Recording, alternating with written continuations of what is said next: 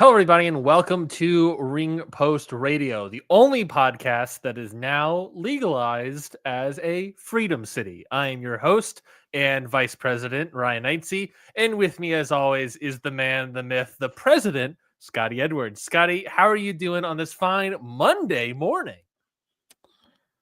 You know, my favorite thing about pro wrestling is they know they're going to win before they win. And I'm happy to be here. We have a lot to talk about, obviously. Great, bad, in the middle, as you explained to me before the show. Yep. Well, I think mostly great. In the I middle. think we can all say mostly great. Doesn't matter. I can't think of anything else. No, I'm just kidding. No, we're gonna celebrate a lot of that show from last night. But I am gonna lose my mind as well because I wouldn't be me on Ring Post Radio if I didn't. Yeah, I agree. I agree with that. And the beauty of that show last night is, for all the positives, everyone was still talking about the biggest negative, and I think that kind of has been AEW for the past 2 months. Really? Two months. No, because TV wasn't great at the end of last year, besides like the classic. Now TV's very good, right? Consistently, and everyone's talking about it, and then they're like, well, then there's the world title. Yeah, that's the anchor. That was literally the entire show last night. It was like, well, what a great show. We're all having a great time. Yeah. Top tier, legendary pay-per-view, and then you get the point. But I had a great week. I'm really liking wrestling right now, and I can't wait to talk about this show. Yeah, you talked about, obviously last night, you're referring to, of course, is the WXW 16 karat. No, of course, we're going to talk about AEW Revolution is what Scotty's talking about. But I think not just last night was really great wrestling, but I think it was a week full of really good to great wrestling for the most part, by and large. New Japan Cup. And the New Japan Cup, which we'll talk about. I think for the most part, like I said, by and large, a really good week. Stardom had a good show. New Japan had some fun matches in there. AEW had a banger of a show from last night, obviously. A lot of really good wrestling this week to get into, to discuss with all of y'all, to discuss with you, Scotty. So I am excited to get to the show, of course. So I think we're just going to dive straight into it and no bullshit. I shouldn't have cursed in the first 5 minutes of a YouTube video. That's fine. That's fine. No baloney. No. Much like the main event. No baloney. Yeah. Well, yeah, we'll get to that, I guess. But let's get into it. Obviously, we're going to talk about AEW Revolution. We're going to talk about New Japan Cup and New Japan 53rd Anniversary Show. We're going to talk about Stardom Nighter in Korakuen, was, I believe, the English translation. Nighter in Korakuen. Show. That is new brand. That is an interesting name. And maybe we'll get some thoughts on the Cinderella tournament from Scotty. But I don't, not on the docket for us, I think, this week. I think that's Scotty. I think you didn't put any qualms with me saying nothing about it.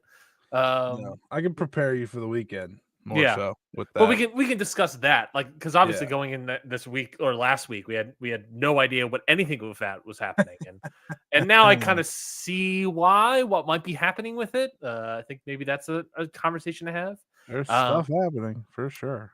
And then we'll see what else we get to talk about, because if you know us, if you're a longtime listener of the show, you know that most of the show is probably going to be us discussing AEW's pay-per-view last night, because what a show it was. Honestly, a show of the year contender, easily. Many great matches up and down this card.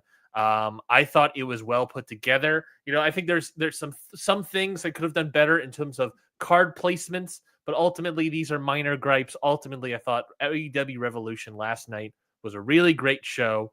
Obviously there are one or maybe two things that could have certainly been better, but I think overall the show was really great. Scotty, what did you think of overall? What did you think of AEW Revolution last night in the crypto.com arena? I was going to build to this, but I can't. This show was great. Confirmed. Great show. Yes. Fitting of Revolution. But it is officially disqualified from any show of the year conversation because of how it ended. I will not because of the post match, because of the match itself. I can't sit. I would argue the post match was the most exciting part of the match itself. Oh, 1000%. It was the only thing that was good about that entire final 30 minutes of the show.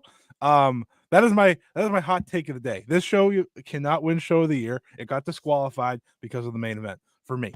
And it's really upsetting because I honestly thought it would walk away with show of the year after the I don't know, pick your choice of the final 3 before the main event. Like that was just incredible run that they put on there. And I just sat there the entire time and I was like, why is this main eventing? Why is this main eventing?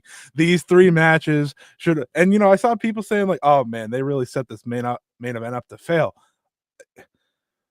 It didn't matter, man.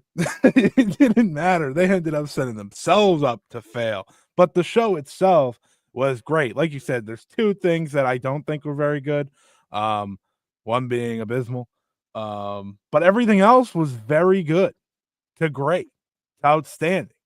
So like I'm gonna look at the positives mostly, but we got to get through the main event first because the main event, I again cannot let go. But I am celebrating how the show went off the air as well because I think we found our pivot, everyone, and it's the ace. Yes, Hiroshi Tanahashi will be making an appearance very shortly, I'm sure. Hiroshi Tanahashi would be way better than the 2 that were in that main event. Oh my, sorry, 3. I will also say that the show for the first time was available on Prime, and if we recall, the original idea with this was that Max was going to start having this, and then Max was like, oh, never mind, maybe someday, but we're not going to put any more money into this. Second half. I thought they said second half too, but I saw a recent report. I believe I saw a recent report saying that they're no longer looking into it. Yeah, we'll someday. And it looks like they might have given up on it and seemingly sold the rights maybe to Amazon Prime, and that's why we're in that situation. Well, anyways, it's not cheaper there, so no, it is not. So there's that. But yeah, Amazon Prime. I watched it on Amazon Prime last night. Look, it was the first time. It was the first time it was on Prime. So I figured I'll do my due diligence. Why not experience it? Yeah, honestly, Scotty, I had 0 issues the entire time. Good. I heard Triller was terrible. I heard that as well. I had 0 issues on Prime. I thought I don't think it buffered once. I don't think it dropped in quality once. You know, sometimes when you get a stream, especially like a live stream, like a pay-per-view, over the internet, over over some sort of stream or something, sometimes you get like that. It dips in quality every once in a while and then goes back up. I don't think that happened a single time last night.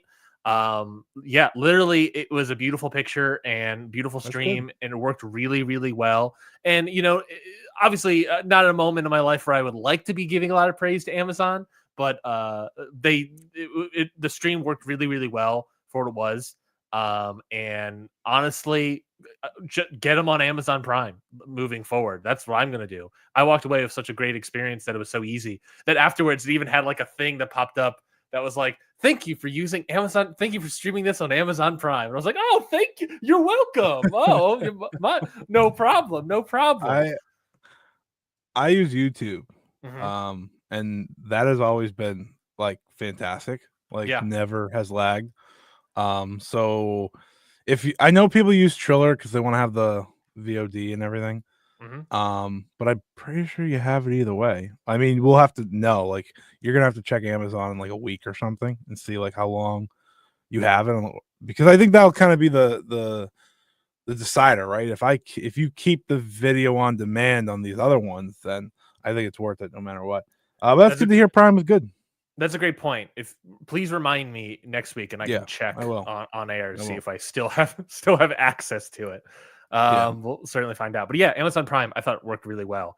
But let's get to it now. Let's talk about AEW Revolution. Obviously, let's start with that main event because I think that's obviously one of the big. There's so many places we could start on this show. We could obviously start at the top. Let's start at the low point, baby. But let's start at the main event. It is the big time. It is the marquee match, as Cope wants us to believe. It is the marquee match of the show. And it was, I think we have a phrase here on Ring Post Radio of what it was. Scotty, would you like to tell the audience what this match was? Stinky poo poo. Exactly right. So it was stinky poo poo. I don't think anything in this match worked. I think the biggest pop of the actual match was Jay White hitting Cope with the briefcase, and both the sound it made and the crowd reacting to it, I think, was one of the biggest pops of the match itself. Obviously, disregarding the post match angle. The entire match is built around Moxley wanting to go after Cope's neck. And so what he does is just do neck cranks for 30 minutes, which again makes sense for the logic of the match. But there are so many more interesting ways to attack someone's neck than neck cranks. And it was so boring, so slow. It felt like it was fucking the best match ever, or whatever it was called. With instead of John Moxley in there, it felt like Randy Orton. That's how slow it was. That's the joke I was trying to get to. It was so incredibly slow. Then you have the cash in from Christian Cage mid-match. You'll obviously a little pop from the crowd. They're interested in that. And then he comes in, spears Cope, takes him out for basically the rest of the match, and then gets choked out by Moxley. And then that's it. And then that's the finish where I didn't even count Yuta being part of this as doing a fake turn on Moxley that commentary doesn't catch, and then just immediately goes after Cope, and that's whatever. I didn't talk about that. I didn't talk about Jay White and all his stuff. Christian Cage comes out, does nothing, takes the fall. Cope saying, "That doesn't work for me, brother." Doesn't even take the fall here, and then Mox wins. We walk away, and that's it. And that's everything. We do this cash in. Christian loses. It's so anticlimactic. I ask you this, Scotty. What was the point of all of this? To have the single worst match of the year. That was the point of this match. There will not be a match I watch this year I consider worse than this one. This is a real contender. Because a lot of times people do real match of the year, worst match of the year in the Observer Awards. Sometimes just the worst match. Sometimes it's the worst match in the highest of stakes. This is that. This is one of the worst matches in the highest of stakes. I was pretty set on dud before Christian came out. Like, that's how much I did not enjoy this match. I was like, this is terrible. This is boring. This is awful. By the way, you didn't bring up the wonderful paradigm shift that they did. Yeah, I forgot about that. Forgot about that. This match stunk. It was atrocious. It is the worst AEW main event in history. That is probably accurate. I hated the 4-way at World's End. I didn't think it could get worse than that. Yeah. It did comfortably. Yeah. I was like, how does this keep happening? How do you have the show up till this point and then you run this? Like, it was mind-boggling to me as I sat there watching this match. One, that it was the main event, because I was like, who gives a shit? I think even, like, if I recall, what was the media scrum thing? Tony Khan even, like, sort of alluded to that, of, like, in hindsight. He said something like along the fact of, like, in hindsight, 2020, maybe we would have done something else, like something like that. Oh, yeah, Tony? Really? You didn't think that was the best plan? I don't know when the conversations are gonna happen. I've been pretty They gotta be ready happening for the conversations. I don't even know if you know where I'm going. But when are people gonna accept that there is nothing good that Cope brings to this brand? People were having those conversations when he returned and he was like a ratings dud for WWE. I know, but when he came into AEW, remember, everyone was very happy because he had a decent output. And has he lost? Has he been pinned by anyone besides Christian? I don't think so. Let me look that up. How is this happening? The quote, or the summation of the quote, this is from F4W Online. Summation of the Tony Khan quote about it was there was one question asked about choosing to close with the AEW World title match. in the main event rather than go with Storm and May. Khan said that any of the top 4 matches could have headlined. I tend to agree. In hindsight is 2020. He pointed to the strong reaction Swerve Strickland got for laying out Jon Moxley at the end of the show, saying he thought Swerve would get a good response by closing out the show that way. I agree, right? Like Swerve getting the response at the end is also great. I also agree that any of the 4 could have headlined technically. To me, the hindsight is 2020 is like that's pretty damning for me. Like reading between the lines. I just checked, by the way. Edge has only been pinned by Christian Cage in his AEW career.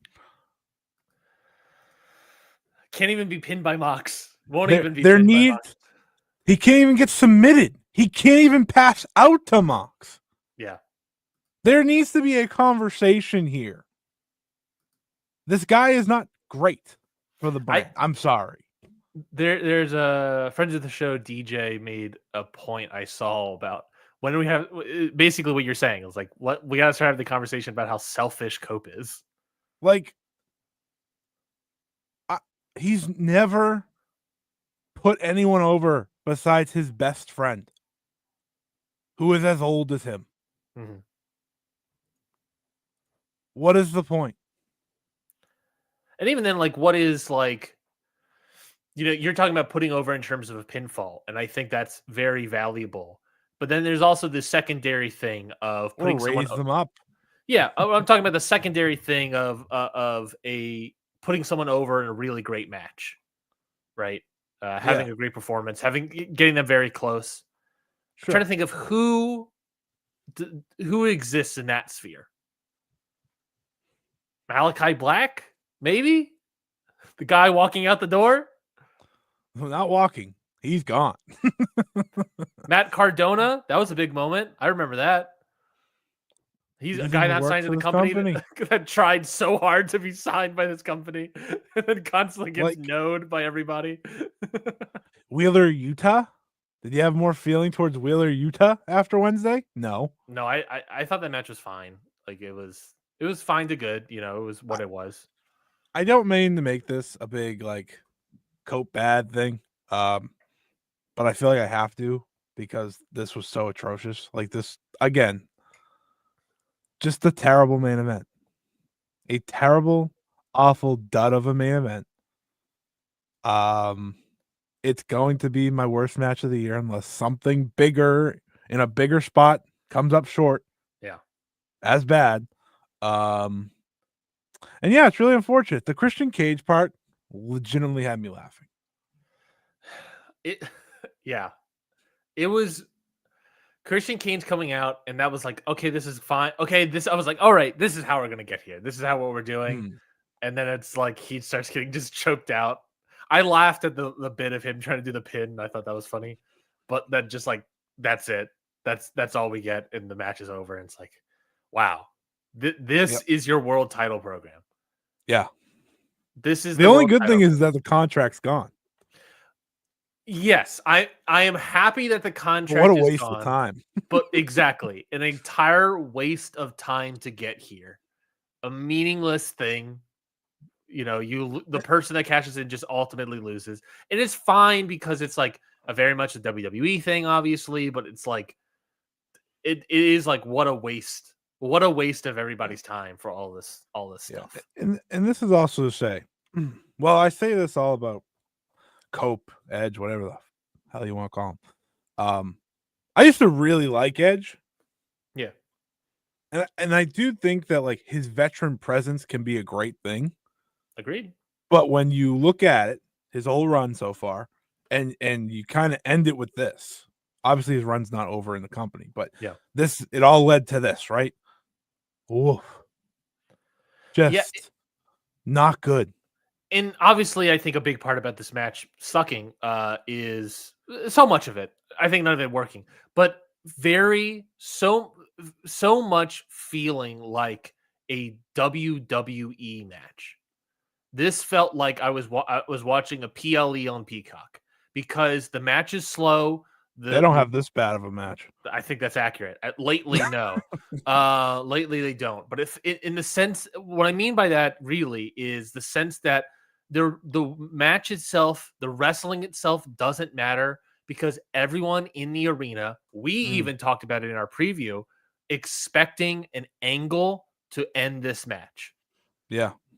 And no one was excited until Wheeler Yuta came out, followed by Jay White, followed by Christian Cage. People were excited by all these things. The friend I was watching it with said this felt like very late stage NWO with all the stuff, and then like the Hogan not getting pinned at the end.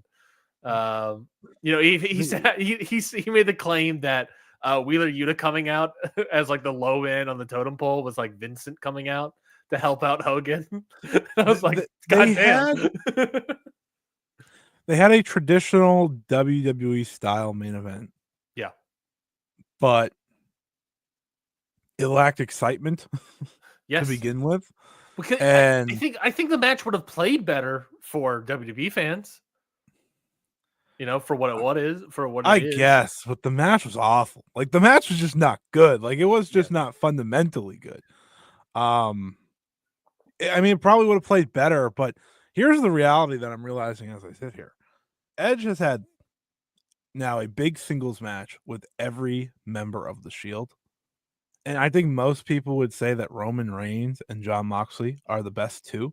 Mm-hmm. And Edge had his best match with Seth Rollins. Yeah. By a substantial margin. One of them's a Hall of Famer. One of them is constantly still on the ballot, and the third constantly falls off the ballot. Right. Like it's just fascinating to put it out there, like just to think about it that way. It was terrible. It was bad. But I also don't think it's really hard because it's hard for it not to take away from the pay-per-view because it's the final thing on the show. Yeah. Right? Like, had this happened mid-show, no one would care as much. Yes. In hindsight, obviously in 2020, much like Tony Khan would say, if you had this match higher up, if you did in fact swap the women's title match with this, which putting the card together, I wouldn't have done that. But obviously, like I said, in hindsight, you hate women. No, it's because the Grand Slam Australia match wasn't that good. But in comparison, it was miles ahead in comparison. Yeah, that was better than this. Yeah, and I didn't like that match at all. But even we wouldn't have probably put it there. I mean, we probably would have. I think you and I probably would have put Omega and Takeshita in the main event spot.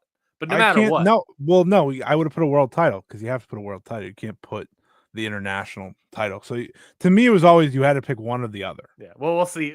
We'll see how long that mid card title becomes. Of course, stays a mid card title.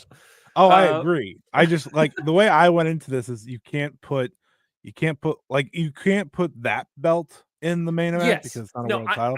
I largely agree with you that I could have done Ospreay or Fletcher technically, like because that was a big payoff steel cage.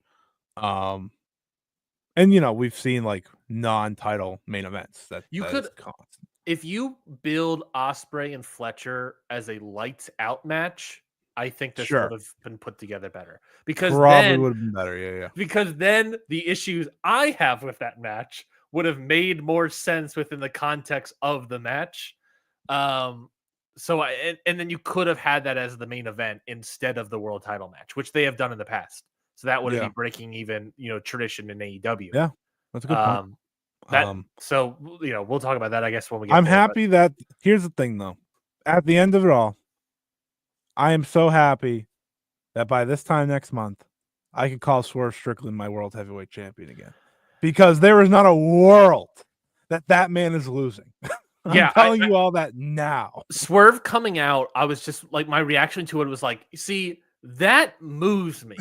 Looking at Swerve come out and just kind of stand there in relation to the world title, that moves me because he's over, he's hot, and we've screamed about this on the show in previous episodes about why are none of the over popular young acts in AEW going after this world title? Why are they all distracted? And now that one of them is done, we're going on to Swerve and Mox. And finally, I know we'll talk about him versus Ricochet, but I need to say this about Swerve. In a company where I feel like every booking decision matters, right, for public perception, there is not a more bulletproof wrestler than Swerve Strickland. This guy lost 4 major matches in a row. He lost to Danielson. He lost to Hangman. He lost to Lashley. He lost to Ricochet. Yep, that was it. And he walked out of it just as popular and over as before. Yeah. You saw how much Leslie Jones was sweating. Oh yeah, Leslie Jones was a highlight on the show, by the way. Yeah. But like he walked out of it bulletproof. And you and me talked about, it might have been last week or the week before, I don't know. But when we talked about Ospreay, of like how you kind of need him to start winning because he just doesn't feel as important. Yes. Swerve Strickland, he's here. He's here and he's not moving. This is the top guy in your company. He can lose and he is fine. He is what Jon Moxley once was for this company. Jon Moxley was once upon a time bulletproof. Once upon a time, the ace of the company. Yes, and he hasn't been in a while. And it's because Swerve now is. And for the second year at Dynasty, though, I wouldn't even wait till Dynasty. I'd rip the bandage right off. Let's get this over with. But in all seriousness, he couldn't be. There isn't a better choice, I think, to save the company than the man who is the ace of the company. That's what agree. He is. I tend to agree. I think that's a great spot to have Swerve in there. I think you're 100% right. A guy that can lose all these big time matches and still end up looking great is a star. I think people are behind him. I think this Ricochet feud built more sentimentality towards Swerve, towards Nana as an act.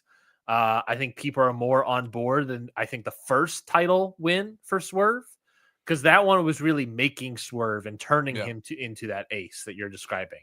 Now he is that ace and can take the title off of Mox and have a great program. Will he end up being more of a money draw down the line? Obviously, we'll find out. But he was pretty good when he was champion. And it might be even better. Part of riding the ship. And I think he'd be even better now. I agree. He was part of that riding the ship. I think he will be better now. If, let's say, he wins that Dynasty, let's say this is accurate. Obviously, things can change. Buddy, if he loses to Jon Moxley, just shut it down. Shut it down. Let's say Swerve wins. Yeah. What is All In Texas? What is that looking like? I think it's way too early to call because, right now my gut instinct would be like Ricochet somehow. I don't think that'd be a great match. Him and Will. Him and Will? That's the biggest match. What about him and Paige? I mean, that would work. I agree. Will is a pretty big match, but Hangman. So him and Hangman 1 year after they should have had the All In main event. Yes, they have the All In Texas main event. It's just Texas. Baby versus baby this time around. It's you don't need the I mean, that's as big as it can be. You know how much I love those two. Those are my two favorite in the company. So obviously I'm in. The interesting thing they're gonna have to juggle right now is that both Hangman Page and Will Ospreay also feel like they should probably get world title matches very, very soon, right? Yeah, we watch Hangman beat MJF clean. We watch Ospreay finish the Fletcher feud. It's like, where do they go here? Well, I think either of those fit. I think the Hangman feud continues with MJF. I do too. Be happy with that result. I do too, and I think it should. To be fair, I think that's one of those that I think a trilogy will actually make sense. Yeah, and if he's not on the world title, then I think we pitched it before, a Texas death match with him and MJF and All In Texas. That 100%. I would just do that at Double or Nothing. I've decided. Just load up Double or Nothing that way because that feels too long. Like I realize All In's very far, and I forgot Dynasty and like just Double run the 3 in a row. Honestly, that's fine. Yeah, you can do Dynasty and then Double or Nothing, and then the feud is over. We have the 3 matches, right? And then Swerve versus Page at the other side. It's a good time to point out Swerve only had the world title for 126 days. Yeah, that title reign felt a lot longer in a good way This is something my friend who I was watching with pointed out. By the way, he after the main event, he's like, "All right, I'm done with AEW for a while." He was just like, "I can't watch John Moxley anymore." He's never really liked John Moxley, but the fact that this is happening, it's like, he was like, "I'll be back when Swerve's champion." I was like, "All right, sounds good." Yeah. John Moxley's had it for 149 days. He feels like he's had it for a year, and it's never ending. It sucks that John Moxley is a guy I want nowhere near my television. Yeah, I agree. I would rather see good wrestling, but And it's kind alas. of been like that for a year now. Because the IWGP World Title run, in retrospect, not great. Yeah. I don't think it was as bad as this. Oh, no, nothing's as bad as this. Yeah. That Naito match that people didn't like at Forbidden Door was better than what I just watched in the main event of this show. Agreed. And that wasn't very good either. Agreed. That's kind of the bummer. But I think I think you got to get Cope away from the main event. You got to get Cope to start losing matches. Cope can go on Collision for the rest of the time. Cope I know Collision? people like Collision. Yeah, he needs to start losing, and the fact that him and Christian or Jay White, like he's gonna have to lose to Jay White. Like that's clearly a direction they're going, right? I hope. I don't know. I don't know what the direction. See that remotely, actually, so I don't really have any hopes. I don't want to see Edge at all. Yeah, I think that's also a good point. Is that I think there's a certain extent where Edge built up a good amount of goodwill in the AEW fan base. Got himself over, worked really hard. The Cope Open, the match of Christian Cage, that Falls Count Anywhere, but whatever it was. That match, I think even the steel cage, the injury, I think he built up some goodwill through all that. And I think this feud started deteriorating that goodwill for himself. And then this match, I think, killed off a lot of it. Oh, I think it killed all of it. Yeah, not a lot. All. That's totally plausible because I don't think I think the feud you slowly saw it dwindle. Yes. And now it's like, and like I said in the preview, I think in the past like 2-3 weeks it picked up for sure. Right? It's definitely better. Though the Wheel U thing kind of pissed me off. Yeah, but it certainly got a little bit better. And then here we are, and it's like, okay, I don't want to see Cope on my television anytime soon. Like, what are we doing? The 180 that I've had since World's End. Sure. World's End. I want to see nothing to do with the Death Riders. I want them to lose the trios belts. I want them to lose the world title. I am actually upset the Undisputed Era aren't the trios champions because I'm enjoying them. Yeah. What a wild world. Because when they got put back together, I said, who wants to see this? And then like I happened to actually be the one that wanted to see it. I just didn't know. Now we have like the Ops getting involved in maybe the trios which division. Is fun. That's fun. Just anyone besides the Death Riders. We no more Death Riders. It has dragged everyone down involved. Yes. And I think Swerve is so here, like he's just again bulletproof. He's not gonna get dragged down. He's gonna drag it up because that's what he does. Yeah. Drag it up for one show, and then I hope I never see the Death Riders again. Yeah, I agree. All right. Let's talk about the good stuff. Let's talk about the good stuff, aka the rest of the card. Let's back to the top. Back to the top, since I guess we already kind of alluded to it. Well, I could just quickly say 0 Hour. 0 Hour will be back to the tippy top. Hologram Commander defeat Lee Johnson, Blake Christian. Daniel Garcia and the Undisputed Kingdom defeat Shane Taylor Promotions. Chris Jericho beats up a Mexican family. Big Boom AJ, Mark Briscoe, and Orange Cassidy defeat Johnny TV and FXM Collection. That was basically your pre-show 0 Hour. Any thoughts on the 0 Hour here, Scotty? The Rizzler as Orange Cassidy was the highlight of the entire thing. Yep. That was the best part of the entire pre-show. Obviously, I made jokes about the Chris Jericho thing, but I did think that worked for me. As long as we can Bandito wins, which I'm sure is the direction. Yeah, I think so. I think that worked for me. And, for all those people that didn't want to see Chris Jericho wrestle, hey, you got it. He didn't wrestle. That's true. That's true. You still saw him. Yeah, you can't get away from him that quickly. But he didn't It was wrestle. a good little angle. Good little angle. I think it was a really well done angle. I thought the 8-man tag was good. Big Boom AJ might have worked better on Collision, or like a TV show. Instead of 0 hour, but if you're trying to sell TV as well as the pay-per-view, there you go. The Big Boom AJ match, I didn't like as much as the QT Marshall one, but I still thought there were funny bits in here. That's fine. My wife and I popped really loudly when Orange Cassidy stuffed the cookie down Mansoor's mouth, and Mansoor spit it out and then yelled, "I'm on a diet." We popped very loudly for that. Mansoor's very funny. He's really good in those spots. Him and Orange Cassidy, I think, was also not a bad wrestler. No. I think him and Orange Cassidy as a heated rivals would be very fun. Would be legitimately fun bit. Yes. Well, ultimately it's a Rampage match, but alas. On Ring of Honor. Yeah. That would actually work. That would be my Rampage main event is Mansoor versus Orange Cassidy. Yeah, that was funny. That was a funny bit. I thought the bits were funny. I don't think we need to keep doing Big Boom AJ matches, but I said that last week. Well, did you see the presser stuff? The presser notes? It's not over. I know. He, Big Justice, and the Rizzler apparently signed to contracts, whatever that means. All right, signing the Rizzler to a deal is a great idea. I agree. We all agree. Is it bad that I wanted Mace to actually? No, I'm not gonna say it on here.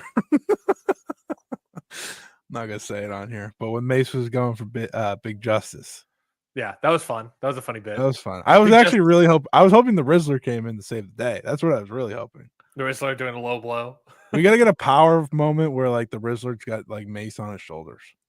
I agree. That's literally impossible, but that would be awesome.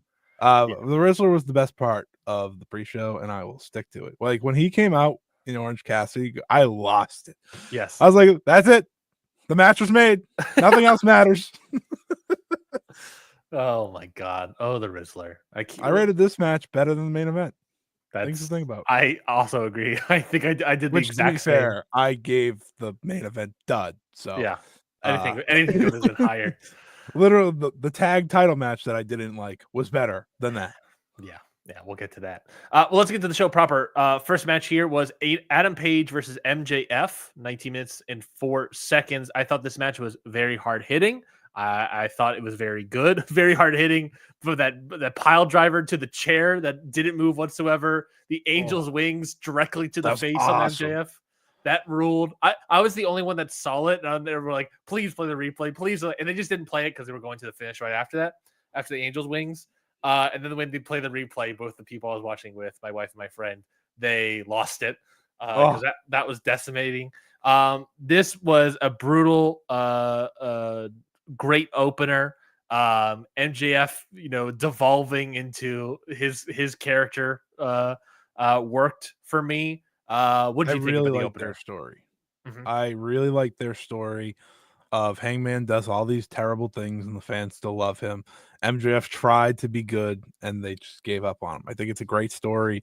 I think the match was legitimately like the ideal first match for a trilogy. Like they didn't do too much, but they delivered. Yes. And maybe the most shocking part of them all, Hangman just won the match clean. Yep. I was shocked that MJF just lost like that. Like I didn't expect Angel's wings into the buckshot, and that's the finish. The Angel's wings was great. That was great.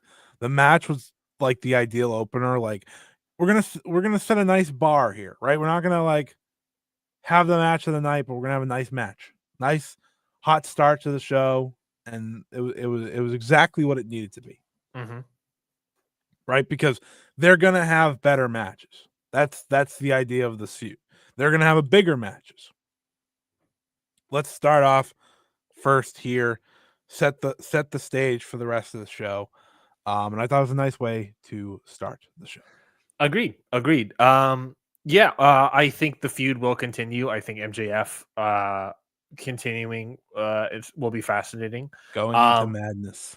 I think that idea of him getting more and more crazy, I think could be fun. I, I think Better for him.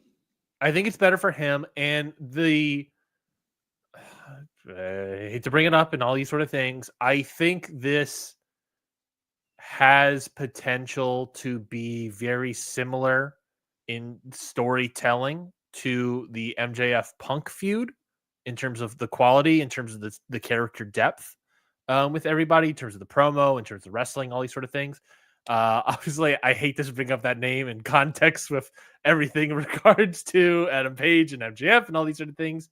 But I do think that like this is something that MJF has long needed. And I think that Adam Page can deliver, and he has delivered constantly. And so I'm very much excited to see where we move forward with this. So let's we'll see where we go from here. Really great opener, really great start. Hangman Page is one of the very few wrestlers that can rein in MJF. Mm-hmm. That's a credit to him more than anything. Yeah. I think there's a level that a wrestler needs to be to rein in MJF, and Hangman is that. Obviously, Punk was that. Mm-hmm. Funny enough, I sit here and think MJF hasn't had that many feuds with like a lot of the top people that are around now. Mm-hmm. I'm sure Swerve can be that. Unfortunately, Ospreay was not that. I did not like that run at all between those two. It just takes it takes a very situational type thing and maybe the way to tell stories. But this is a good start. I said going into this, like I was very much looking forward to this. I think the story they've told is good, and I think it gets better as kind of MJF goes from the MJF that I think many of us didn't enjoy to now an MJF that goes into madness, and we'll see how far he goes. I agree. He probably lights him on fire, right? I They hope pulled so. the Jack Perry thing. They I teased. hope so. They That's teased crazy. it. They teased I it. know. Last It feels week? like they're this past week on Dynamite. They did. Mm-hmm. So it feels like that we're gonna get there. Texas Death. We'll find out. Texas Death hot sun will be a great payoff to this feud. I agree. As often is for Hangman Page. TBS title match: Mercedes Moné defeats Momo Watanabe. 18 minutes, 18 seconds. Scotty, what do you think of the match? That was pretty good. Mm-hmm. I feel the same. I feel the same. I same. don't think it was Mercedes' best night. Agreed. I thought she was a little off. I thought they were both off a few times. Yeah, the chemistry was off a little bit. It got better as it went on, as does with Mercedes matches. Yeah, the crowd was really into Momo, which was nice. I was a little bit shocked by that. I was like, okay, that's good, because I didn't know going into like how much would they be into the new wrestler, obviously, who's not really here. So that was nice. I had no problems with it. I was by the end, I was like, that was good. Like that was kind of obviously you kind of hope to reach higher levels, but considering the show and considering the I don't want to say oddness, but like Momo coming in and being on an AEW pay-per-view, I think this probably went as well as it could for the situation. Now, if Momo were to come back and they were to run this back in an AEW ring, I know they've had the Capital Collision match. But I think it's different. I just think it's different. Like a New Japan ring and then here it's gonna be different. I thought it was pretty good. Like I said, they were off a few times early on. But I think Momo did a good job at establishing herself. I had no problem with the match whatsoever. If you told me though that Toni Storm and Ryan May would beat them in terms of quality, I would have said you were nuts going into this. But they did by a substantial amount. But still a solid defense, and honestly what the show needed. Like, this is gonna sound ridiculous, but a solid, good title defense was nice for this show. I think on any other show it would have been better. I mean, for an example, I think like on a show like Capital Collision, looking at this card, that was the one that had Gabe Kidd versus Leo Rush for the strong openweight title, Hiromu versus Mustafa Ali, The TJP versus Naito match, Zack Sabre Jr. versus Teton. The show wasn't that great. I mean, it's pretty good according to Cage Match. The main event there was Momo versus Mercedes. So even then, it was in the main event spot on a pretty good show, and was able to show out a lot better because it was it was, according to Cage Match voters, the best match on the show. Here, that I should say, that match got a 7.93 on Capital Collision last year. Here it has a 7.39. So basically the same rating, Scotty. But I thought their Capital Collision match was better. Yeah, and for the most part, people are saying on Cage Match here just a little bit better, but yes, basically better. But my large point is that like it's pretty much the same rating, but in the context of that show versus the context of this show being Revolution, this isn't this isn't as good, if that makes sense. It also is in a tough spot. Instead of being in the main event, it's following the first match and then has to lead up to the next one of Swerve and Ricochet. It's like in that sense a little bit of a cool down, a little bit of maintaining momentum, being like a 3.5 star kind of match. I think it did its job. I'm saying that it was a really good match. Any other show, it would have been perceived better, but because of this show being so great, it's just a 3.5 star match. It's the context of it all. It's. I feel the same way about like Okada and King, which we'll get to in a moment. Right. Of like, I think on Collision that would have been like the best match on Collision. Yeah, I saw them, and I think it almost dampens like the rating or whatever for both of them because of the show they were on, like both matches. Because I thought both matches in a bubble were good. I enjoyed both of them. Yes. Same. But like I do think that's like kind of the funny thing of such a good card is that, and we said this last week, some things are going to get hurt. Yep. Naturally, right? Yep. Like that's just the nature of the beast in many ways. But yeah, it was a good match, and the funny thing is, like, I saw a lot of good praise for this, and like for me, it's like nice to see Momo get the moment or whatever. I think for me, if you want to see the best of Momo, you just go back to like crossover, and if you want to see the best of Mercedes, you go back to whatever show her and Hazuki had their match. I don't remember the name of the show. I couldn't tell you what that show was. That wasn't Battle in the Valley, right? Maybe. Was that this year? Was that the end of last year? I don't remember if it was the beginning or the end of last year. I don't know. Everything. I think it was it was the end of last year. For the sake of me, I'm gonna go find the name of the show, but you can continue. Yeah, pretty good match. I agree that there was some chemistry issues ultimately, but ultimately strong style evolved. Of course, naturally. How could we forget? Momo was fine here. I think it was did a good job. Losing effort, that's fine. A big other part of this match is Billy Starks watching. Used to it. It's okay. Yeah, I know. Billy Starks watching. I think this is all setting up that we're probably going to get a Billy Starks match next, maybe. Dynasty, probably. Dynasty would make sense. Maybe Double or Nothing. But ultimately, all feels like we're paving the way towards Athena. Unless Mercedes just doesn't want to do that and we're just doing Billy Starks. But to me, it feels like we're paving the way to Athena. How do we get to All In? This feels real early. They have to be doing multiple matches. Multiple matches could make sense. I think Mercedes wins the Ring of Honor in the first match and then drops the TBS in the second match, maybe. Possibly. It's the only way I can make it make sense in my brain. I hate the idea of Billy Starks after all that not winning the Ring of Honor Women's title. I don't. After she lost last time, I was like, no, we're not. I know, but just like after all that bullshit. She should have won it. She should have won it and dropped it to Mercedes. Mm-hmm. That would have been a good story. That would have been a great story. Because remember I also pitched Momo should have done the same thing. Mm-hmm. I do. In hindsight, though, Billy Starks winning it the second time would have worked better. Because at that point, it's like, okay, finally.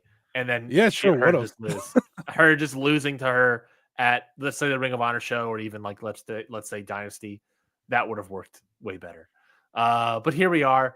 That's fine. Yeah, it feels like we're gonna head to Billie Starkz, maybe a title defense first, since that's also kind of related to Momo in some sense. So you can do that at Dynasty. I assume she's not gonna be wrestling at every single show. Maybe she has a show off. Do you know but Mercedes wrestling next week? against whom? Is it the Rev Pro show? It's the House of Glory show. Oh yes, the House of And Glory they indie haven't show. announced the match.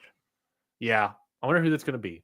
Is there That's any crazy, sort of but is there any sort of like indie wrestler sort of person that Mercedes would have any interest in wrestling? let me see who will work in House of Glory these days. Is Masha still wrestling in the House of Glory? That's the way you could do that match. That would be crazy. That'd be hell of I a match. wouldn't be shocked at all if Mercedes Moné would want to wrestle Masha. Well, they didn't have a women's match their last show, so good Okay. start. One women's match? Good. Great job, Indy. Don't know who those people are. I'm gonna guess she's not wrestling either of them. What are their names? Laney Luck and Laney Luck is like a Chicago indie wrestler, Chicago-based indie wrestler. I haven't seen Masha's name once. Okay, great. Who did Laney Luck wrestle? Blair Onyx. I recognize that name. I don't think I've seen a single match of hers. I think she has like a spider gimmick. Alley Catch was on here. Okay. That would be bad. Let's not do that.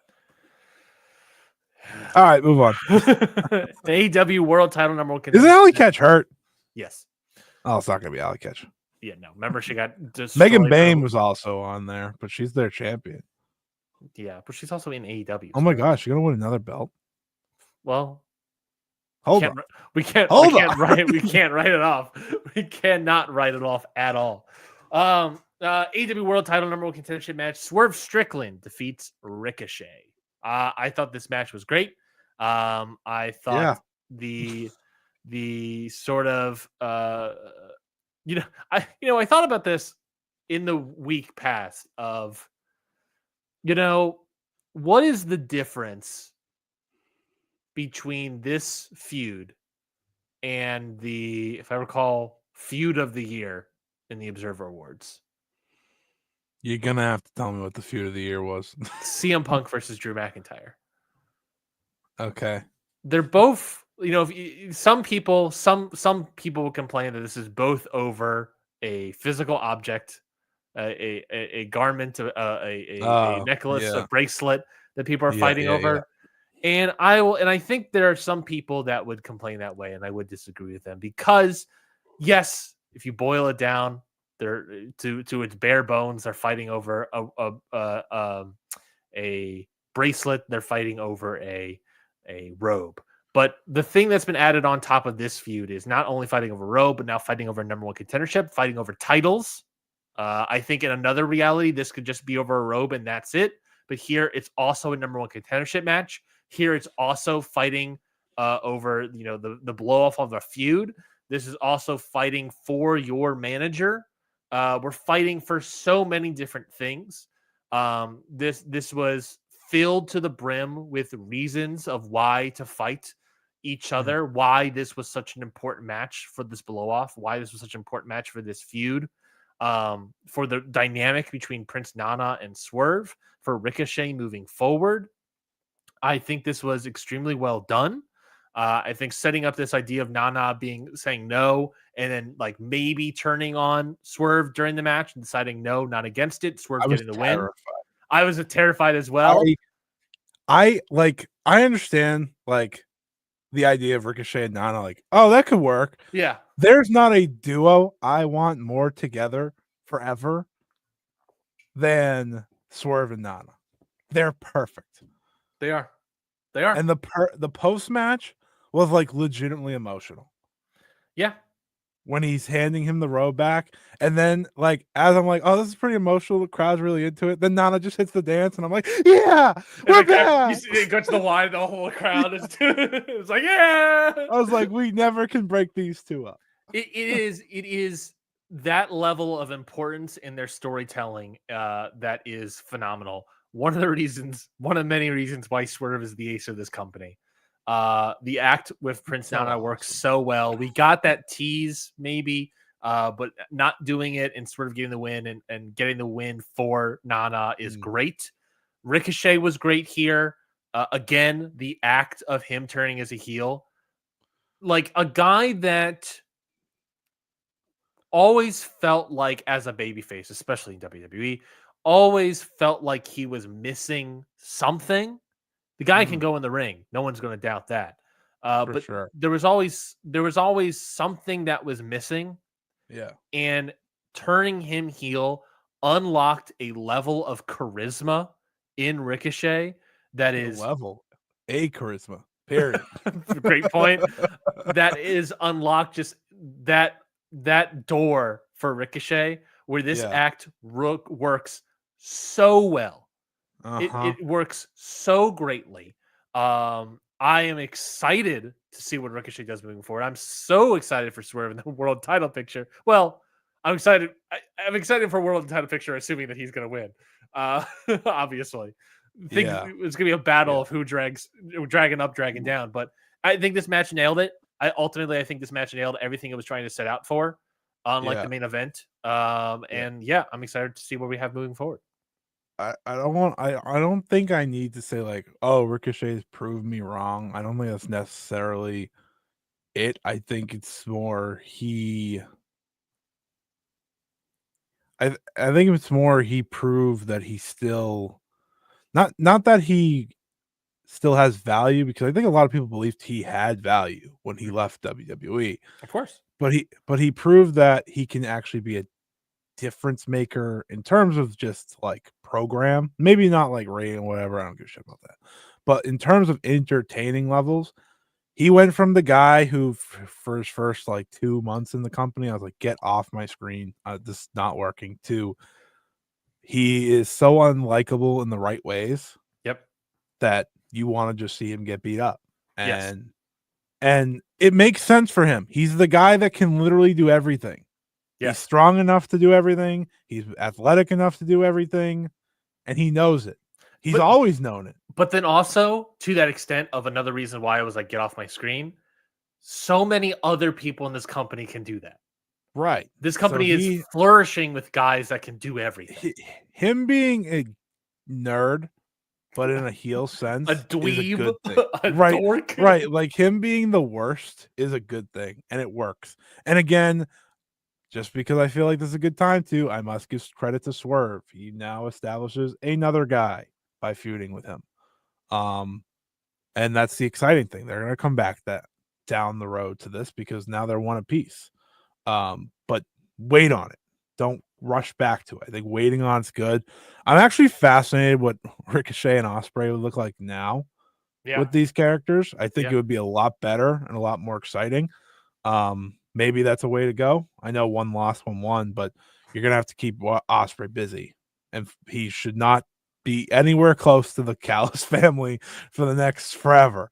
And I'm saying that I don't think Kenny's free of it yet, based on how he won.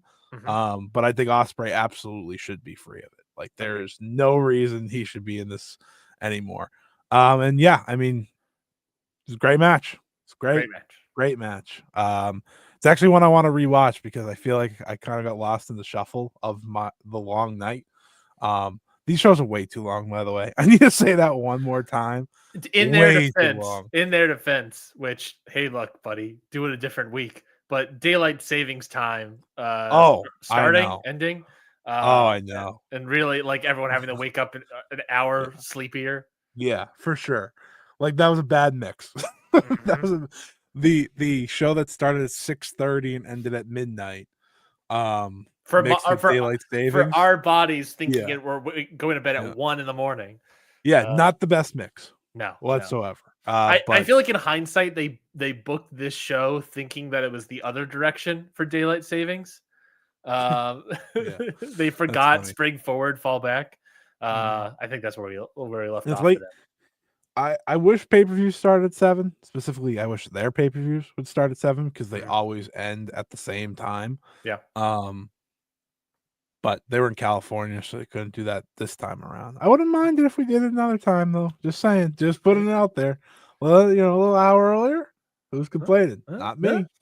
AEW Continental title match. Kazuchika Okada defeats Brody King to retain the title in 10 minutes and 56 seconds. I said this earlier. I thought this match was ultimately pretty good and would be really well received on like a main event of like Collision or even Dynamite, I think.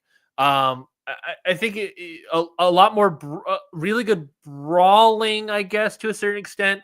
A lot more like outside the ring action than inside the ring. I thought Brody King looked really good here. I thought Okada looked comparable to Okada of recent vintage, but yeah, I think by and large just a pretty good match for what it was, and it was in a weird sense the cool down here, so it's fine for what we get. It was, and this is, I'm going to shout out listener of the show, Eternal, for this because he said it to me last night and it got me good. Brody King treated this like a G1 match. Okada treated this like a Road 2 match. Yeah. That's fair. So like it met at a middle ground of that was pretty good. This is if you want to go even more recent. This is like Brody King making his debut in the New Japan Cup, and this is Okada working the first round. This is that good. That vibe of like, yeah, but I'm gonna go on and win. Brody really tried. Also, I don't know if you noticed this, but they changed what they used to say about the Continental Classic. I don't know if you heard that. They said it's the greatest tournament in North America. that was the concession they had to make to get Chris. Like they stopped, like they hesitated, and then they added in North America. On one talk about Okada, I was like, "That's a good switch. You're correct." I'm glad they did that because that was one of the reasons Chris Charlton complained about them so much on Wrestle Dynasty. Chris Charlton back, by the way. Yeah, thank God. Timing's a hell of a thing.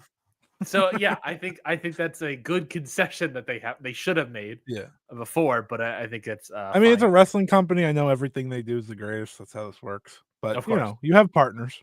Of course. Fashion corner, real quick.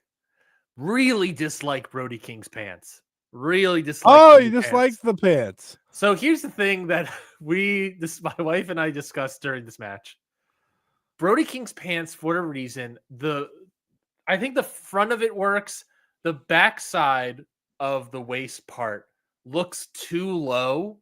Like it looks like we're like half a centimeter away from showing crack on the backside. And when if you see this match again, you'll know what I'm talking about. Only on Ring Post Radio, folks. So then my wife said, the problem is that he doesn't have an ass.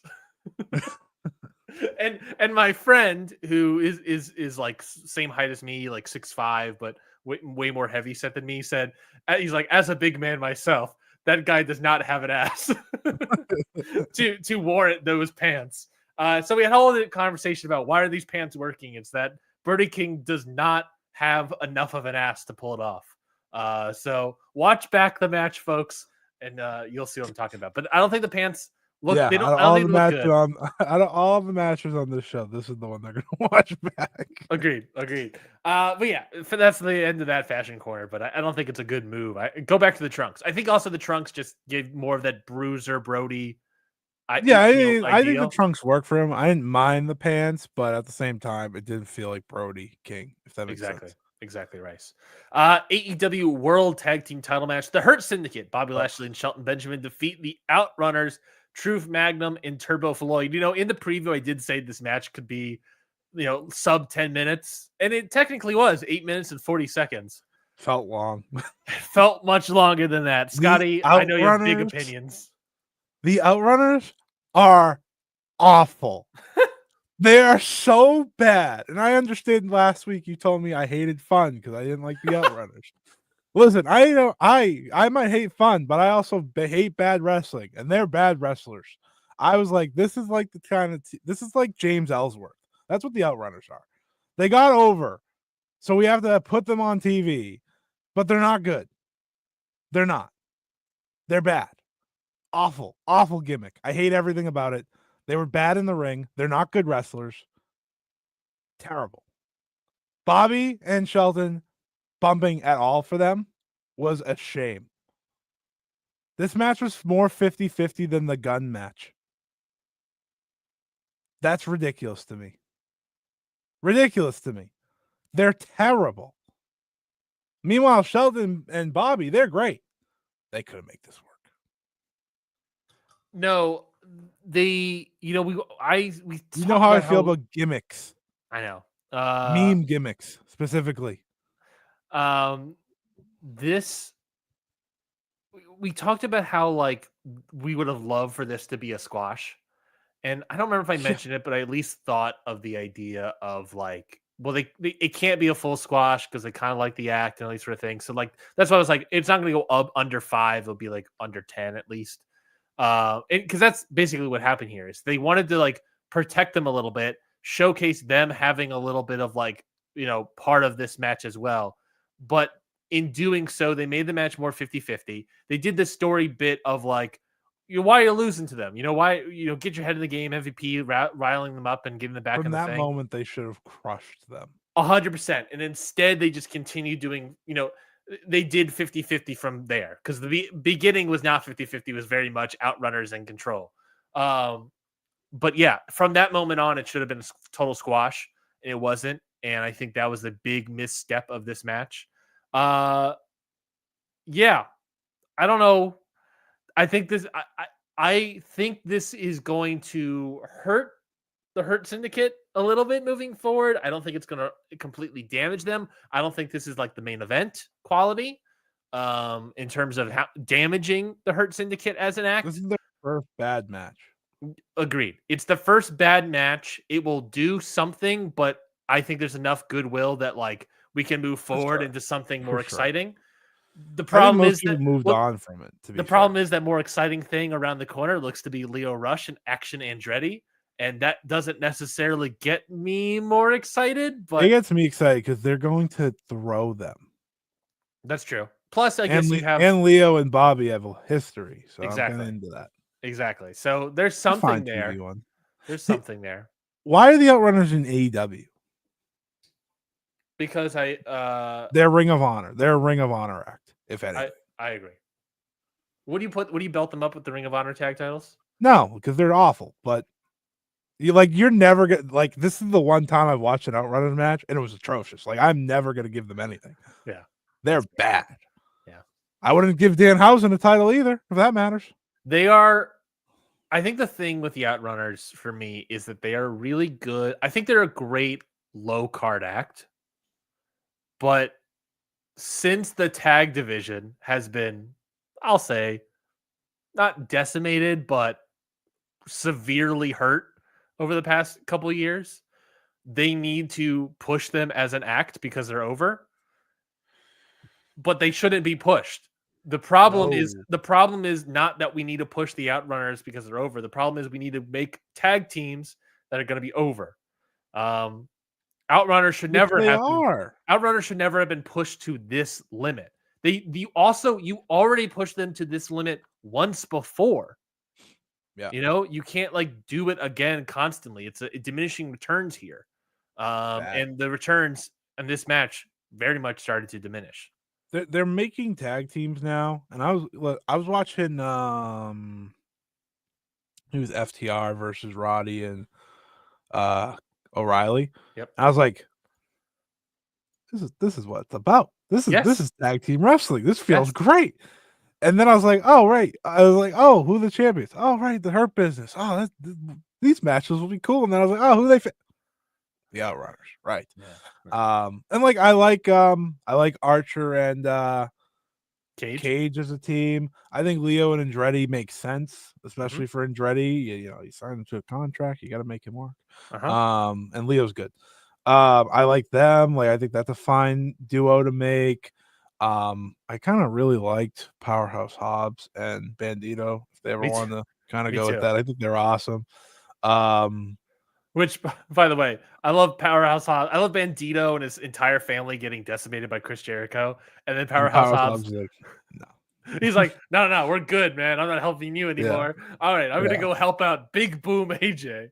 Yeah, that was crazy. I love Kyle and Roddy. Obviously, I think they're awesome. They're like glue for me. back together. I think they're And you famously in the right love role. glue. Big time. Love glue. Big glue guy. I'm not huge on Brian Keith as the bad apple. But I do think he's had some good showings the past couple months, obviously. I think Yep. him and Big Bill's a fine duo. Obviously, I hate the learning tree gimmick, but I do think those two are the bright points. Pretty, because they're a little bit more serious when Jericho's not around. Huh. Interesting. Funny how that works. And they're also building up Hologram and Commander as a team. So Yeah. there's a lot of good going on in the tag division. It's part of the reason why I'm like, why is this happening? It ultimately just feels like lately someone else is like getting their hands dirty in all of this and like actually and it feels like instead of like just working with what you got and not like actively trying anything, it feels like now someone is actively just taking over the book, trying to actually do things, cultivate new talent, cultivate interesting over acts. And it just it feels like simple, right? Wrestling booking to do that, but it's weird how many people can't do that. And also, here's a crazy idea. Hear me out. Oh, interesting. What if the EVPs came back to work for once? There's a report saying that they're coming back soon. I think that's good. They should work. I wouldn't be. I think they're still in California, doing this California tour. So I wouldn't be shocked if they're going to be. Good. They're needed. Soon. They're needed. Very much needed. Also, I think Aussie Open might be a duo again, just the way Mark Davis is kind of really helping Kyle That's tough because they should not go back to being a team. Yeah, I think Fletcher's been so separated now that I don't think you could do. You could, but I don't necessarily know if you want to.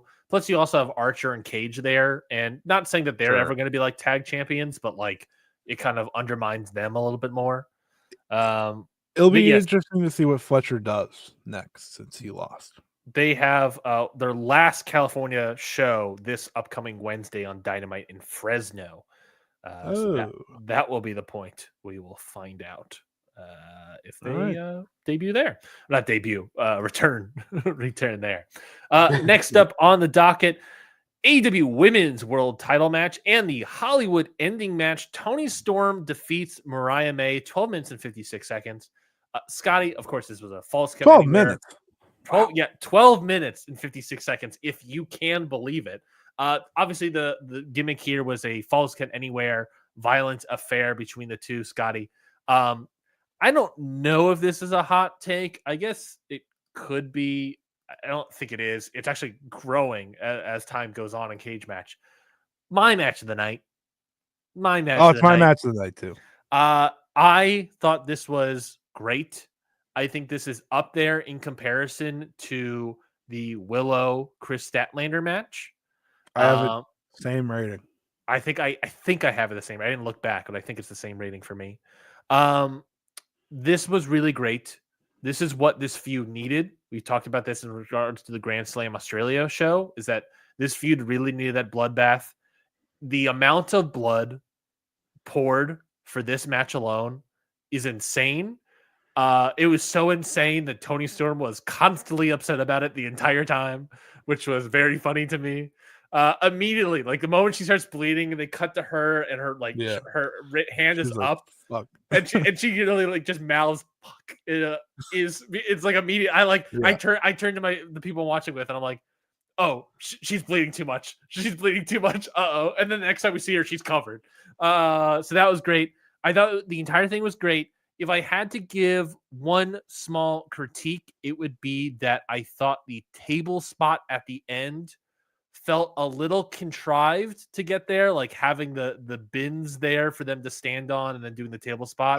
The bins. And I also thought it was a little anticlimactic to a certain extent. Like you have like glass fists earlier and all this other stuff and constant blooding, and then the ending. Weird to say a pile driver through a table is that. It just felt like, what it felt like was that it needed to be a barbed wire table. That's what it felt like for me. Sure. Is that if this was a barbed wire table, then that would have matched the intensity they would have gotten earlier. But that, I think in hindsight, the barbed wire was going to be saved for the Ospreay Fletcher match. I think that was a mistake. I think they would have put it here. I think it would have worked better here, way better here. And then ending with Toni Storm getting the win, retaining.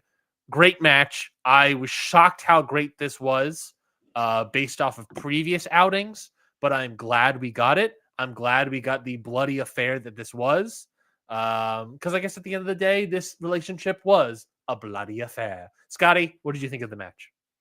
I asked for this to be a blood feud, and I got it. And that's all that really matters. I asked for it. They delivered. This match was sensational. I thought it was fantastic. I thought it was everything it needed to be. I thought the final scene of the end on the screen and them kind of just embracing, I actually thought that was great. It was exactly kind of what Tony's going for with the character. This is not, I think it might be the best match of both of their careers that I've seen. And I've seen Toni Storm in Stardom. You've also seen Mariah May in Stardom. Yeah, she was only there for a year, but yeah. But I don't think she had anything that peaked this high in Stardom. Toni Storm, totally plausibly, probably has. This is probably the best. I mean, this was an all-out war that I didn't know they'd go this far, and I think the excitement of it was both of them kind of in the match not wanting to. Yeah. If that makes sense. Like, you could see on their faces, they're like, I don't know, man. Like, I don't know if we should do this. And then they did it. And it was like, that was great, I thought. Mm-hmm. I absolutely loved this match. Just bravo to both of them. It's everything you want a feud ender to be. Yep. It felt very similar. People won't like this, but it felt very similar to how the Punk McIntyre feud went. Sure. Yeah, sure. Like, it was like, oh, okay, this could be better. Okay. Yep. And then ending, culminating in a great match. Boom, bloody war, awesome. And that's great. That's kind of exactly what you want, especially when it's a blood feud. Truly fantastic match. I think it will get all the rightful love, and I think it was definitely my match of the night. I do want to rewatch the match after this because by the end of this match here, I was tired. I was like, oh, I need to move on. Like, yeah, sure. This has been a long show. I'm tired because I got reamped up for the match, and I really liked the two after this. Yes. Though I have my qualms with one of them. But yeah, we'll get there. But great match. Like this match going where it did helped it so much. Like, had they got put in the middle, which was my fear of the other two, I think it would have hurt it a lot. Instead, they got to go first, and it was a home run. And AEW has a staple, and it's these bloody crazy wars from their women's division, and they absolutely hit a home run every single time. It is, you have those people concerned about AEW, and one of the constant phrases that people use that I hear a lot is, and I obviously agree with, is that AEW needs to do the things that WWE can't do. If this is true, is true, like, you are different from WWE, what are things that you can do? And the first sight of that, the pinnacle of that, and maybe not the pinnacle of that, but the first moment of that, Scotty, was, of course, Double or Nothing 2019, Cody Rhodes versus Dustin Rhodes, right? Mm-hmm. I think, yes, Cody Rhodes versus Dustin Rhodes. You're correct. not Cody. I don't think I was quabbling over Cody for some reason. I don't know, because I was like, is it Cody or is it Cody Rhodes? Doesn't matter. He might have been Cody. Yeah. It doesn't matter. Really doesn't matter. He's still Cody Rhodes. the point being is that was the first moment of defining what AEW can be that WWE can't do. Is that a truly well booked blood feud culminating in a shit ton of blood? That is something, and to a certain extent, you got that fear of, like, the CM Punk Drew McIntyre feud in Hell in a Cell, which I think Yeah. was a lot more blood than was probably intended, but it was as close to AEW that WWE can be. Right. Was that match. But AEW is still the master of doing it. You know, you have this, you Oh, have for the sure. all out women's match last year. Even though it wasn't really bloody, it was still very violent. You have the dog collar match with Briscoes versus FTR. You obviously have Cody versus Dustin. This is where AEW can peak. This is where they always peak. This is what they always need to constantly go back to. Are things like this, because Yeah. this is what sets them apart. Yeah. I think this is a fantastic effort by both women. In the irony that I laid out earlier was that I think that the barbed wire and the steel cage match was a detriment to the steel cage match, which we'll talk about. But I think it would have served better here. But the irony as well is, I think the blood here was so over the top and so great for me. It almost, and this is a compliment to the women's match, it almost it hurt the steel cage match for me. This amount of blood in the women's match hurt the blood and the bloodshed and the steel cage match later in the show for me.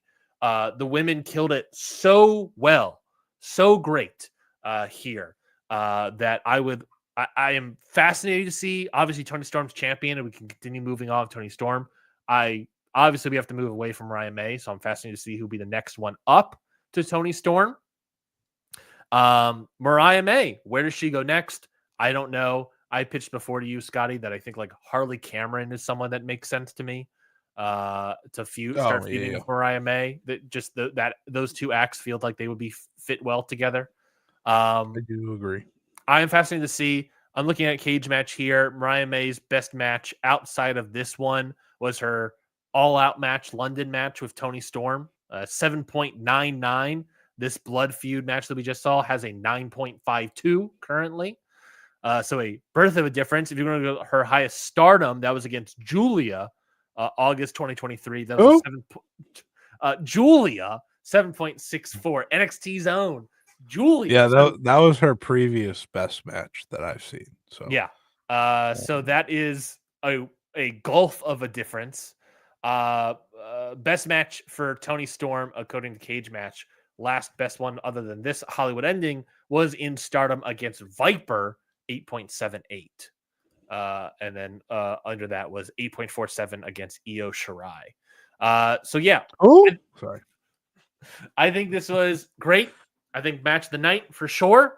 I think it was so great it hurt other matches, and that's just a card issue, card placement issue. Match, in my opinion. Mm-hmm. But that's why I'm happy it went first. Yeah. I think in hindsight, I would have maybe swapped like the steel cage match and the Adam Page MJF thing. Keep them very separate. Yeah, and you make them more separate, but it's fine. I think I also agree with your points that was a really good opener, Page and MJF, so it's also ultimately fine. But yeah, great match. A plethora of great matches as we continue on. AEW International Title match. Kenny Omega defeats Kenosuke Takeshita. Great match again. Kenny Omega is a Grand Slam champion. Pretty good. He's a pretty good wrestler. Young Gravy seemed to appreciate the wrestling out there. Dr. Ken seemed to appreciate the wrestling Just learned who Young Gravy was yesterday when I said, who the hell is that? Mm-hmm. So he's the Bad Bunny for AEW. That certainly is not the same. yeah, of course not. Of course not. You just go to your barber and ask him who Young Gravy is. And they'll explain for you. What do you think of Kenny Omega defeating Kenosuke Takeshita to win the AEW International title? It was awesome. Great storytelling match, right? You know, Kenny's playing to, I think, two things in this match. Obviously, the forever injured stomach that he will have, and the fact that he is not the athlete or the level that Kenosuke Takeshita is. Right? You had to see him be smarter.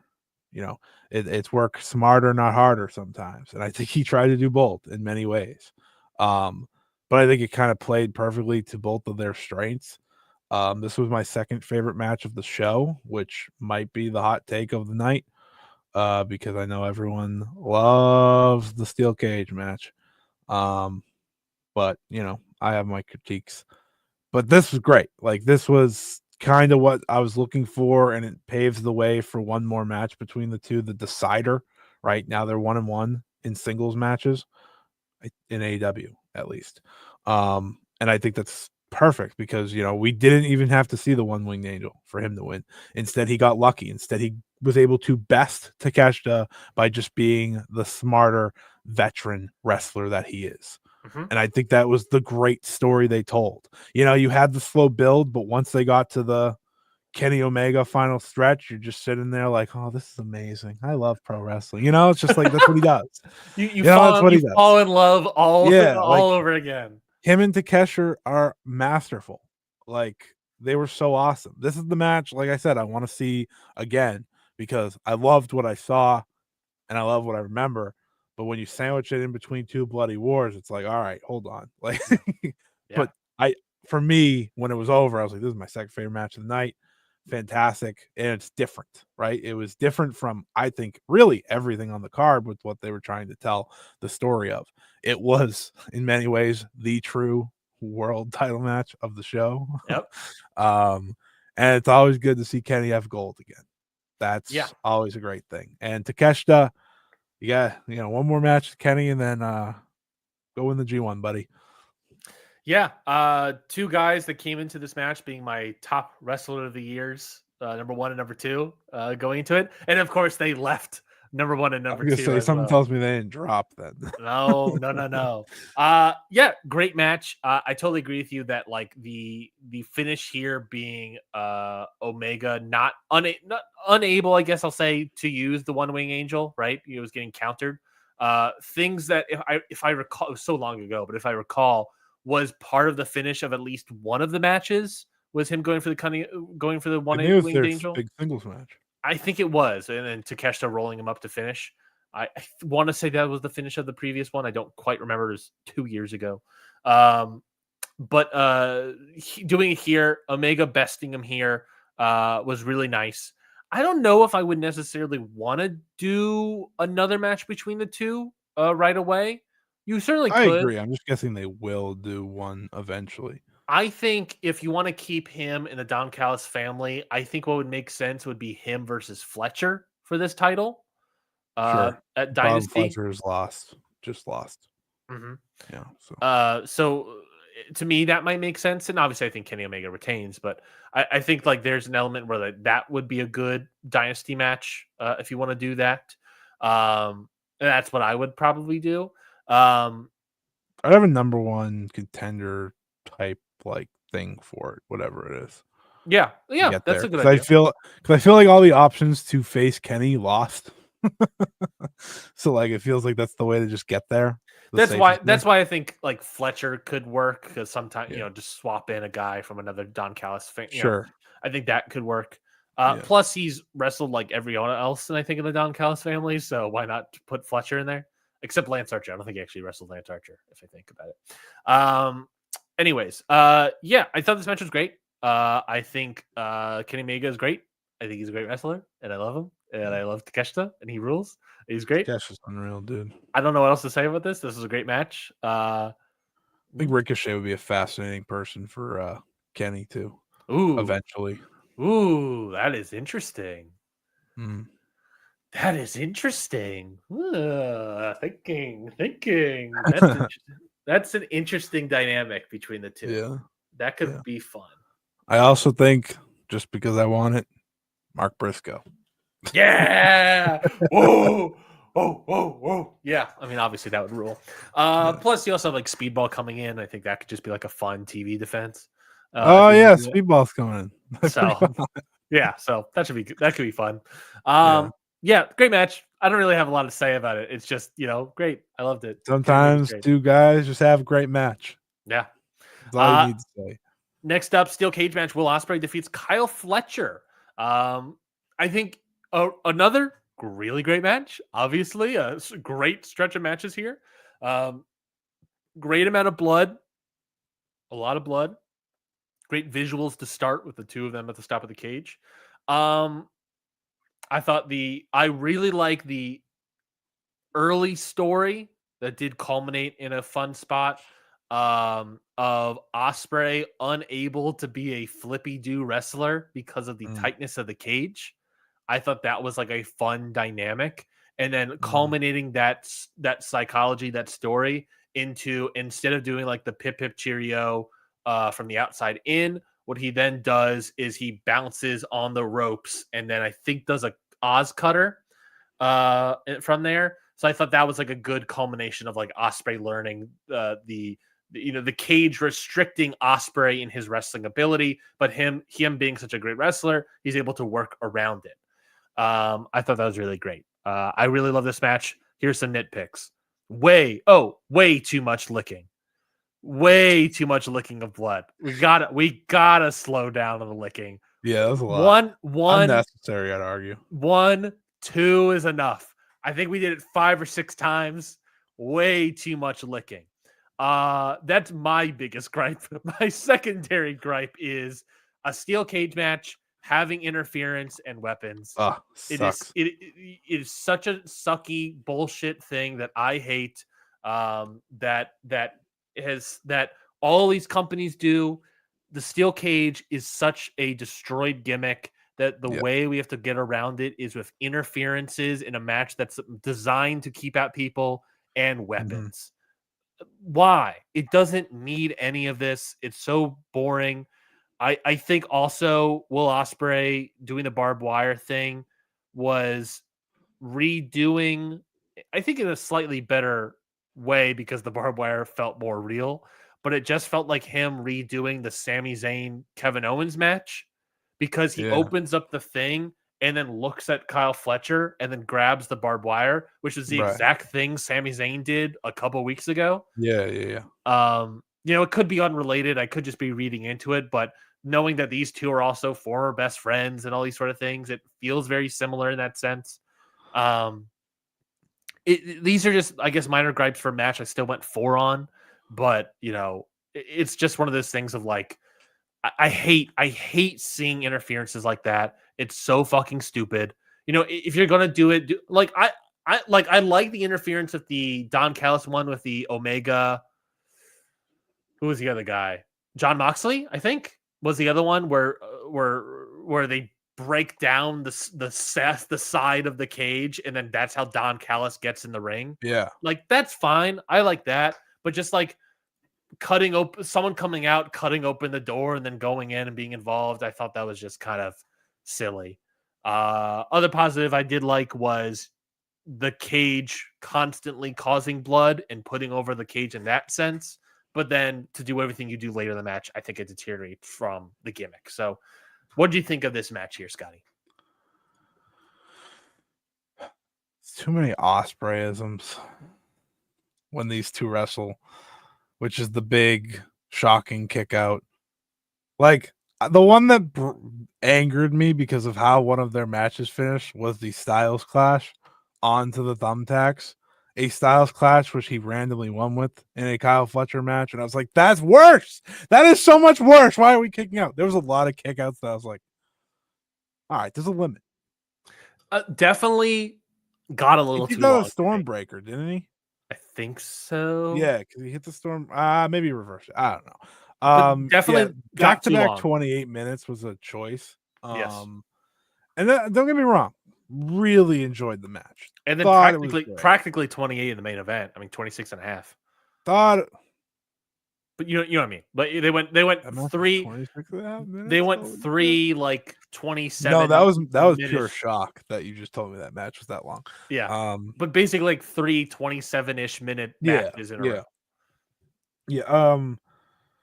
I think I'm starting to get numb to some things in Osprey matches, and I can feel it the more I watch him. I think I've said that before, but it depends on the opponent. And Fletcher is so much like him. Yeah, I get that. So it's double dosage. I get it. Like, it's like, okay, man, like I get it. Yeah. I'm not saying it's not a great match. It was a great match. Honestly, I probably would have rated this I after thinking about it, like I bumped it down a quarter because of the interference. You know how much I fucking hate interference. Yep. And like it made sense in the match before because Don Callis can get involved because it's not in a steel cage. Yes. Yes. But when you're in a steel cage, it should never happen. Yes. Ever happen. Or By if the it does way, happen, you those climbed in. motherfuckers need to be Right. climbing the cage. Absolutely. Not break. I hate when they break open the stupid door. Mhm. There should just not be a door anymore. I agree. The match should start. It should be lowered on them. They don't even do escape the cage gimmick. Yeah, they definitely don't need a door. They don't. They do not need the door. No. They need to lower the cage when they are in the ring. Yeah. Yeah. Again, I thought this was a great match. It seems I might have even rated it higher than you. Because like I have appreciation for the Spanish Fly. That was absurd. That was dude. absurd. I see them. I see what they're going for. I sat there Yeah. like, oh no. I literally am saying, no. "Oh, don't do it." I was like, "You're gonna be hurt." And then he landed on his hip, and I was like, "That's not good.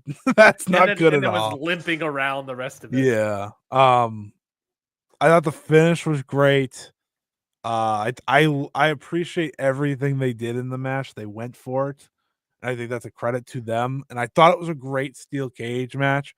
But yeah, it had its reasons why it's not my favorite match of the night or my second favorite match of the night. Yeah. And it will come down to interference in a match where interference is literally supposed to not happen. Yeah. That is the entire point of the damn cage. Yeah. You know, and like that's my one takeaway because I get over the Ospreyism because they're in a steel cage, like whatever. Shit's out the door. As long as you hit your finish, you win. And they've kicked out of everything. They do it to each other. So it's like I don't honestly know what Kyle Fletcher's finisher is at this. I think it's the brainbuster on the turnbuckle. I think it's just the brainbuster. I think his super finish is like the brainbuster. He hit that a few times. Yeah. And I never thought it was a finish. Well, so they also kicked out of it, so I think that's part of it. That's true. I also think he probably should have something more than a brainbuster, but it was a great match. I mean, the run of matches to end the show with those three, because we're gonna act like the other thing didn't happen, was just fantastic. Like an all-timer 3-match run, really. Yeah. Like it's not the greatest 3-match run ever. I saw people saying that. I was like, all right, easy. It's up there. Let's respect some Wrestle Kingdoms, please. Yeah. And Wrestle Kingdom have like 5 match runs. Yeah, I know that's true. But like, there's a lot of shows that have had these types of runs, but it's up there. It's probably AEW's best. There's that G1 Climax, like what is it, like in 2017 or whatever, where like every match was a banger. Like the entire card is like a run. Yeah, it's just like it was an incredible show. Besides the main event. Mm-hmm. And these 3 matches were great. So I think there were 4 great matches. Great or higher for me, and then like some very good, some pretty good. Like that's what you want from a big time pay-per-view. 4+ matches coming out of this show. I did too. Not my match of the year, not my show of the year. I have Wrestle Dynasty slightly ahead of this show. Yeah, that main event I think this is second. You know, the main event being what it is going to drag it down, but like 4+ star matches is pretty good. You know I mean? It is. I just will never consider this a show of the year because of how it ended. I get it. I can't stand what those two did in that main event. I didn't think about it, but like obviously it's March, so we have so much of the year left. Shocker. But like that is how that works. Currently, yeah. If you voted right now for the Observe Awards, the worst match of the year could come from the winner of the best show of the year. That is honestly what I wouldn't be shocked if this one show of the year, and I wouldn't be shocked if that one worst match. Yeah, you're right. Obviously, the rest of the year has to play out, but totally Which is a plausible. Funny gimmick. That's totally plausible. That's WWE type shit right there. Yeah, baby. Yeah, get Not into it. not what you want. I mean, they don't have like that would be like if you had like the WrestleMania Night 2 or whatever last year that everyone loved, Mhm. and you put the USO match on there on that day. Yeah, That would be what this was. yeah, I think I'd rather rewatch the USO match. That was at least shorter than that main event, that's true. And which is mattered not it good. mattered Both were less. duds, by the way. If anyone gives a shit, both of them stunk. Both of Mattered them less suck. too. Whatever. Oh, all right. Um, All right. Let's refresh. We're an hour and 40 in. Let's do a quick refresh and talk about some See you, everybody. No. We don't have any ads to do intermission. Let's talk about real quick some contract news that came up. Obviously, AEW, since we're on the topic, let some contracts run out. That being, according to the Wrestling Observer, Ray Phoenix, Abaddon, Nick Camarado, and Zach Knight. I believe Zach Knight was actually a little bit earlier. So Ray Phoenix officially gone from AEW. There's been constant rumors that he's going to show up in very, very soon to WWE. But then you have those new names of Nick Camarado and Abaddon, I guess, as well, as along with Zach Knight that are popping off. So these are just a lot of like low card people that they aren't really using, that they're just going to release their contracts. I think that's totally fine. Any big thoughts on any of those four names?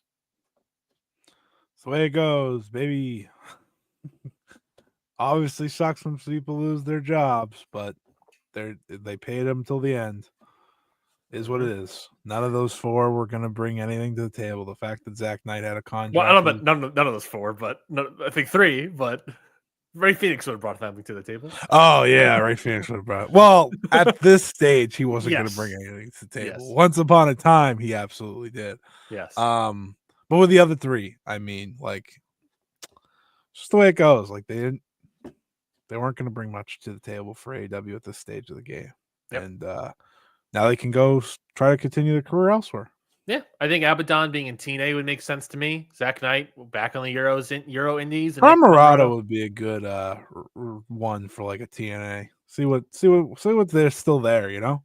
I agree. I always liked Camarado. He always intrigued me. That first gimmick when he had that wild man sort of thing energy to him, I thought was a lot of fun. I like him. I say keep using him. Plus, also if you want to be like fun about it, he gamed his company because he got cut from NXT many moons ago, and his latest gimmick is him being like an Italian gangster. So, buddy, there's a home for you if you want it. Boy, do I have a family for you. Yeah, that's true. That's true. Other contract news. Speaking of TNA, it was announced that via the man Alex Hammerstone no longer working in TNA. Really, I think you and I are very disappointed about that because you and I were both sort of excited to see him moving out of the MLW sphere and into somewhere else. Him going to TNA was like, okay, fine. And then obviously TNA sort of fell apart behind the scenes. They honored the contract seemingly for a year, I guess. But management didn't really want to do anything with him, nor did they do anything with him. So that was kind of it for Hammerstone. And now I guess we'll see whatever happens with him. Flop. Yeah. No shame. Flop, but I don't think on his accord. I think mostly a change in management is the big reason there. NWA, here he comes. Yeah, baby. Him versus probably Tom a good Latimer. spot for him. Probably. Honestly, I tend to agree. I mean, I'm not going to watch it, but probably a good spot for him. Assuming he's not going back to MLW. WWE news. Obviously, there's the big drama and controversy surrounding Carmella and her getting released and fired. She believes during her pregnancy, there's apparently her belief that there was not her belief, but as she has said, as she has alleged, I guess there was she had stuff in play with her talking to creative, and then suddenly went silent, and then a couple weeks later she was cut. So she was very unhappy about it. She was also like compared the pregnancy stuff to like Alexa Bliss coming back and everything, despite being pregnant as well. So Carmella gone from the company. That might also explain the Corey Graves stuff a couple weeks ago as well. Him being all upset with the company. I don't know. Those could be unrelated. Who's to say? Obviously, Corey Graves, Carmella, husband and wife, I believe. Did they get married? I actually don't know. Either way, Carmella is out of the company. And also, there are some rumblings, and the only reason I'm bringing this up is because I believe it was PW Torch. Wade Keller brought this up. That Nakamura. Yes, that Shinsuke Nakamura, they are planning to release and/or more Does his likely contract expire? I think. run out his contract. And the reason they were planning apparently to do the U.S. title at WrestleMania versus Nakamura and LA Knight, they decided, I guess, to run out the contract or something. In doing so, they had to move up the U.S. title match. Now, granted, it is Wade Keller and all these sort of things, but Wade Keller has a lot of WWE sources, so it seems at least plausible that this rumor could be true. But so, what do you think about Carmella? Is there anywhere that you think she could go? And Nakamura, he's 100% landing somewhere. Just what's the next spot for him? I think Carmella does land somewhere if she wants to continue in wrestling. Probably any company she wants. She was very over, like she was someone that people liked a lot. So I could see her land anywhere. Truthfully, I wouldn't rule out AEW. I could see her go to TNA maybe, or I think there's plenty of spots for her. And I hope she does continue, obviously, after everything that has seemingly happened with her. And then Nakamura, I think that's WWE keeping face. I think he's just not re-signing. I think that's what it sounds more like. Because it via Wade Keller feels like that could be the PR spin there. Yeah. Oh, we thought he was going to wrestle at WrestleMania, but now we're going to release him. No, you're not. That's not how that works. That's, it's clearly he's not probably re-signing. He could probably get good money elsewhere. And one of his best friends are retiring soon, guys. Or at least good money in two different places. Yeah, one of his best friends are retiring. He wants to be part of that. He's going to be part of that. Yeah, I think he was going to try to be part of it, even if he was still with WWE. Now, it's a lock. If that was if Nakamura's Tanahashi's retirement match, I don't think anyone would be shocked.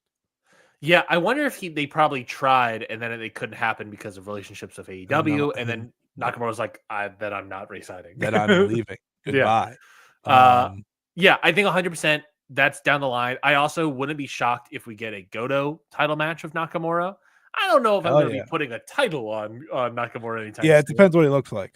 But I think that makes sense as well, along with their history. And him versus Tanahashi obviously makes sense. If it's the last one, I guess remains to be seen.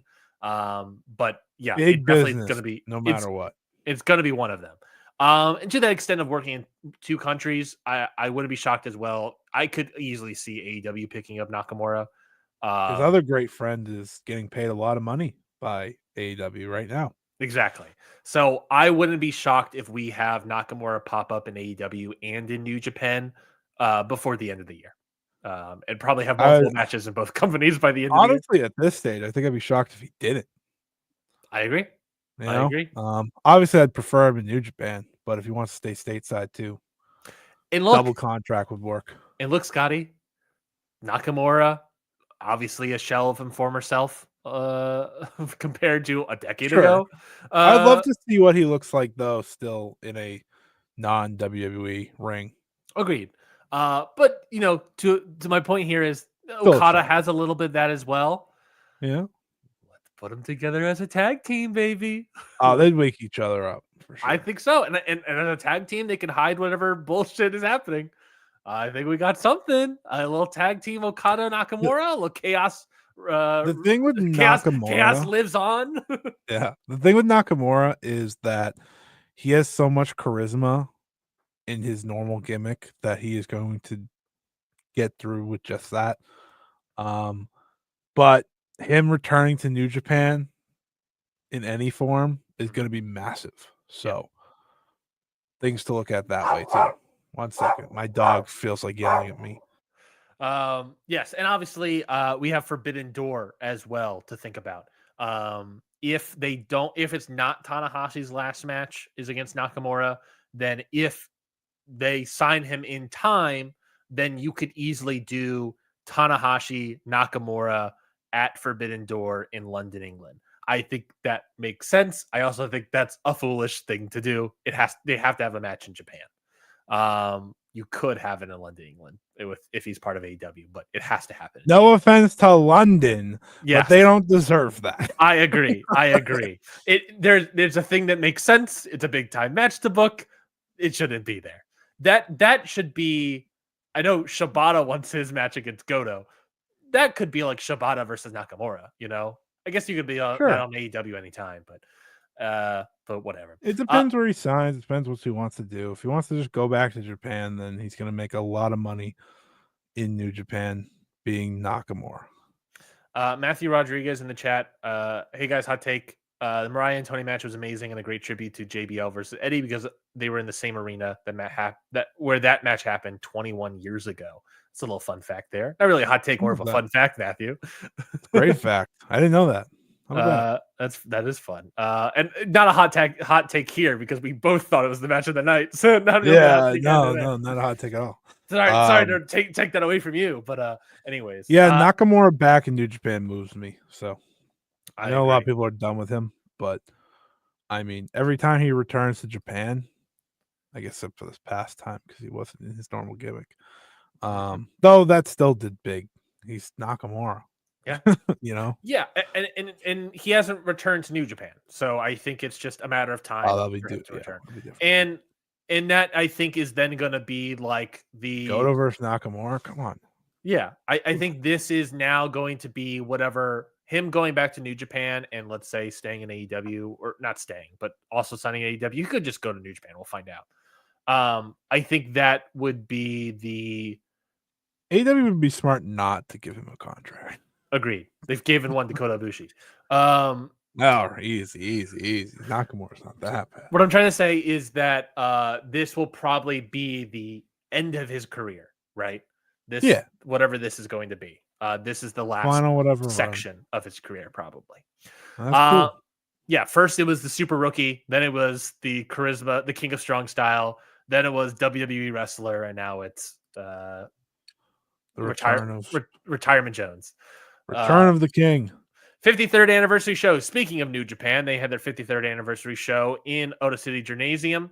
3,335 in attendance year over year. I don't have the stat in front of me, but year over year, it was like a massive improvement percentage wise. I think it was like 2,000 something last year at this event. What we call that, Ryan? We call that the Go to Revolution. I think we do because this is a massive boost in attendance. People wanted to see this match, Goto and Tanahashi. Oh, here it is.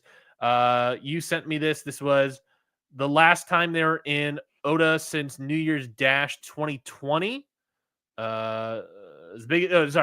Today's crowd of 3,335 is the biggest New Japan attendance number in Ota since New Year's Dash 2020. Up 11% from last year. Last year was 3,008. 65% from 2 years ago, which was 2020. Not the year, but the attendance number. So yeah, up 11%, double digits from last year to 3,300. I think the last time they were really in that 3,300 space was pre-pandemic. So that is fantastic for them. Goto's a draw, baby. You could say something about Tanahashi still being a draw, and it is Tanahashi. But to me, between that last show with Goto winning the championship with Zack Sabre Jr., Goto's a draw, baby. We got to run it. We got to keep running Goto, baby. Honestly, at this point, I don't see him losing anytime soon. Mm-hmm. It'd actually be the wrong choice by them if he did. I agree. I could see him hold it all the way to Kingdom. At this rate, I'm letting him hold it as long as he wants. Genesis will be the next test. And I'm fascinated. But he's even defending on the New Japan Cup final. I was going to say that now we get to see how that's going to go with Yuji Nagata. Yeah, running back all the old guys is awesome. We throw in Nakamura in the mix. Yeah, are we gonna get Kojima in there? Why not? Most recent to be a world champion, by the way. Just saying. Hey, MLW, baby. The world never stops. Well, let's talk about the match itself. Obviously, from the 53rd anniversary event. There's probably 3 matches that you and I both watch here. And we'll talk about the main event here. IWGP World Heavyweight Title match. Hiroki Goto defeats Hiroshi Tanahashi. A really, really good match. Not great. It's fine. Right? I disagree. I thought it was great. You thought it was great? Spirited old man match. Tanahashi Right. gave everything he had left. I don't disagree with that. He gave everything he had left. It's one of those matches where you just really appreciate the efforts of the old man. And he gave everything he had. Like, watching Tanahashi can be painful sometimes as a fan of him and knowing what he once was. But one of these were it was like one of those emotional, it's like when you see in the movies of the old fighter just in his last breath, just trying to make it. Something that I thought maybe John Cena would do, but he went heel. And he comes up short, but he keeps to his game, right? Lots of leg whips, a lot of dragon screws. But when he gets to the aces high and the crowd's starting to go crazy, and then crashes and burns on the high fly flow, and obviously it leads to the win. I thought it was the ideal follow-up to his big title win for Goto, is beating Tanahashi, kind of shutting down the demons. Yep. And Nagata's next. I'm excited for everything Hiroki Goto. Me as well. I still thought the match was really good. It was just I think it's just that's the sort of preference thing, difference here. But yeah, I did enjoy it. Tanahashi did put everything on the line here, and Goto I thought was again really good. Yeah, over and selling that tickets. Dude. Exactly what New Japan needs right now. I'm here for it. I'm glad we're getting shit like this. I thought there were two great matches on the show. I really liked the junior belt. I thought Kira was awesome. Well, let's talk about that. IWGP Junior Heavyweight Title match. El Desperado defeats Francisco Akira 24-37. I agree. I thought this match was again really, really good. I thought this Despy guy, by the way, pretty great. I think I said this in the preview, or at least I said this in audio in the past couple months. Despy is such an underrated wrestler, and he has such a sneaky 5-year great run forming right now. Obviously, it'll come down to this year, but a sneakily great 5-year run for the man. Despite COVID, despite it all. He's great. He's great. I think Francisco Akira was great in this match. His leg selling again. He did that all last year for the Best of Super Juniors. He might do it again this year. We'll find out. But I thought he did great stuff in the match. I thought his leg selling was fantastic. I think, honestly, I would love for this to be maybe a semifinal or even the final. Maybe not the final, but Akira at least in the final. Maybe this could be the semifinal for the Best of Super Juniors this year for one of the blocks.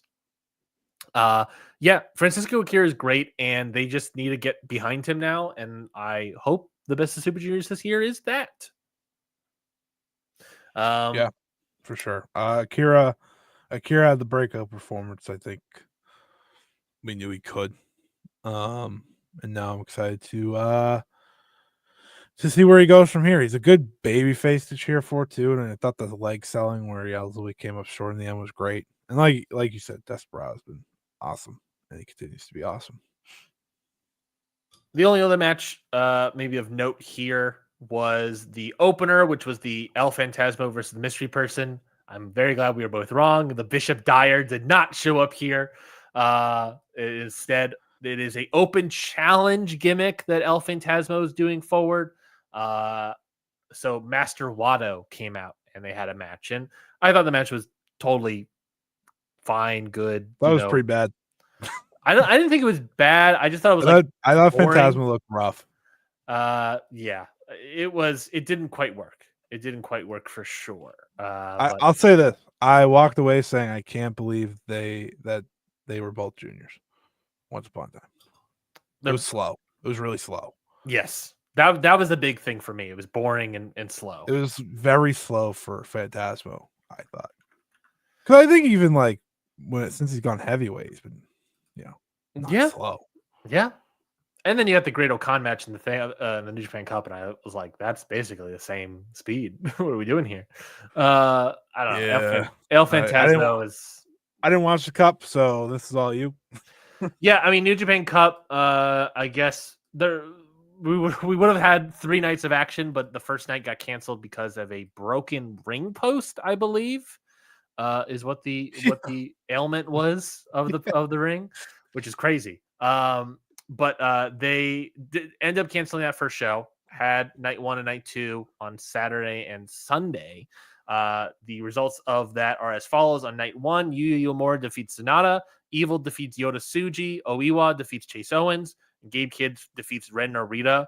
The only match of interest there is the Gabe Kidd versus Ren Narita match, but even then, I thought it was fine. Excuse me, a little cough there. And then the New Japan Cup night 2 was Oleg Boltin defeats Bad Luck Fale, Great Khan defeats El Phantasmo, Drilla Maloney defeats Tomohiro Ishii, Tetsuya Naito defeats Callum Newman. Plus, they had a special bonus main event here. Hiroki Goto and Hiroshi Tanahashi defeat Yuji Nagata and Satoshi Kojima. Scotty, I thought a lot of this was kind of like 2 to 3 star range, kind of boring. It's the first round, and you and I kind of had the conversation of like the first round doesn't really seem that great up and down. And even for you, Scotty, I would say skip out of these matches. And what sucks for everyone else, but like I know you, is that like there was one really, really good match here, but in no reality will ever get you to watch it, because the really, really good match from these first 2 nights was Drilla Maloney versus Tomohiro Ishii. That was legitimately the only like 3.5+ star match on these entire 2 nights that I watched. And there's no reality that I know you specifically. I can't get you to watch that. So it is what it is. I was going to watch them all, but I might still watch it. I'd say watch them if you want to, but none of these are like must see. They're not even like have to watches. It's watching. What matters is my bracket's still perfect. Okay, that's what matters. I believe both of our brackets are still perfect. So that's good. But yeah, it's the thing of just, it is what it is. The first round is what it is. We're done with the first round, right? I don't know how else they're gonna make up that other show, that first night. I don't know how No, but like we were supposed to be on night 3 here. Are they going to like add more matches to another show later in the cars, later in the thing? Oh, I just don't think it matters. Like at this point, we would have been in the semis, quarters, whatever they would be. Have. No. They just moved the matches to the next night. Oh, you're right. Because it was going to be only supposed to be 2. It was supposed to be 2 and then 2 again. And luckily they could just move everything to 4. So everything's to the next round tomorrow. Yes, so the next groups of matches. Tomorrow was a good show. Yeah, I agree. Next group of matches are going to be on the I'm seeing here the 11th, the 12th, and the 14th. It looks to be plus the 15th. We're gonna get a lot of matches. 11th, 12th, according to what I'm looking at. 11th, 12th, the 14th, the 15th. And then we'll have a show on the 16th as well. And that's going to be the left side semifinals for the New Japan Cup. And then the next day will be the right side semifinals. So we're going to get most of the cup by time next week. The next show, I'll say the next 2 shows, March 11th are going to be Evil versus David Finlay, Yuya Uemura versus Yoshihashi, Rohei Iwa versus Zack Sabre Jr. Those be the first 3 there. And the next group on 3/12, we're going to 2 matches: Gabe Kidd versus Taichi, Great Khan versus Shota Umino. Get into it. Get into that last one, baby. But for the most part, new Shota Umino. New, whatever that is. It depends on what that is. But I mean, Oiwa versus Zack Sabre Jr. I even think Kidd versus Taichi is interesting. Uemura. Yoshihashi doesn't really do much for me. Evil versus Finlay. It does a lot for me because I'm a real fan of wrestling. I know, but that's okay. That's fair. And then Evil Finlay, wrestling wise, it really doesn't do much for me. I'm fascinated. I'm fascinated by what this is going to look like. That's the bigger thing. That also will probably defend if my brackets are perfect or not. Yes. Oh yeah. Next week we'll find out if I got Big Dave in there. That's a good point. That could easily bust your bracket really poorly if it goes wrong for you. But yeah, that's New Japan Cup. I think so far the first rounds were kind of boring. You really don't have to see them. They're not have to watches or even must watches. But that's fine. You know, not everything has to be good. I think things will pick up in the upcoming week. So I'm sure we'll have more to talk about next week regarding the New Japan Cup. Fine, I can happily trim and just watch the next week of stuff instead. The only other thing I think we should talk about is Stardom had a big time show. Niter in Korakuen, obviously in Korakuen Hall, 1,635 in attendance for this one. Sold out, if I'm not mistaken, for their attendance wise. The two semi-main and the main event were the big takeaways, I think, from here. Semi-main event here was Neo Genesis, Azumi, Mio Amasaki, and Starlight Kid defeating Lady C, Rana Yagami, and Tomoyaki Inaba to successfully defend the Arts of Stardom title. I thought a really, really great match, a really, really good match between these 6 ladies. And then the main event, which is obviously the biggest talking point of it all, loser leaves Stardom match. Saya Kamatani defeats Tam Nakano, 25 minutes and 39 seconds. Tam Nakano leaves Stardom, except the fact that she challenged for a match. She didn't challenge. Good point. She didn't challenge. She accepted. She was leaving. She was leaving, close. And Saya Kamatani was like, wait, ignore the stipulation. Come back in April. Yeah. And return and wrestle me career versus career with also the title on the line. Versus career and title. Match at All-Star Grand Queendom. That's what they're setting up here. Yes. Insanity, Scotty. I expected that to be the result of all this because they want 10,000 people in the Yokohama Arena, and I'm gonna say, I don't think they can get it because it's a massive number. Have they started selling tickets for that? Yes. I think so. I don't know. They might have just started after the announcement, honestly. So it's early stages. But they needed a big selling point. And there's no bigger selling point than the retirement of Tam Nakano. There's not a bigger selling point. I'm just telling the world that now. And the reason you have to make a career versus career, because this has been the talking point for the past week. Because why would Saya Kamatani put her career on the line? Great point. Because you have to guarantee the retirement. And you can't just do title versus career, because then guess what? Every part of me is just assuming Tam's winning. Yeah. You have to do career versus career to sell the point that one of these 2 wrestlers are retiring, and it is very likely going to be Tam.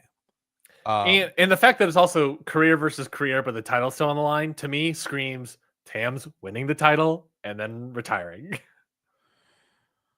You think Tam's going to retire and then Saya Kamatani's also going to retire?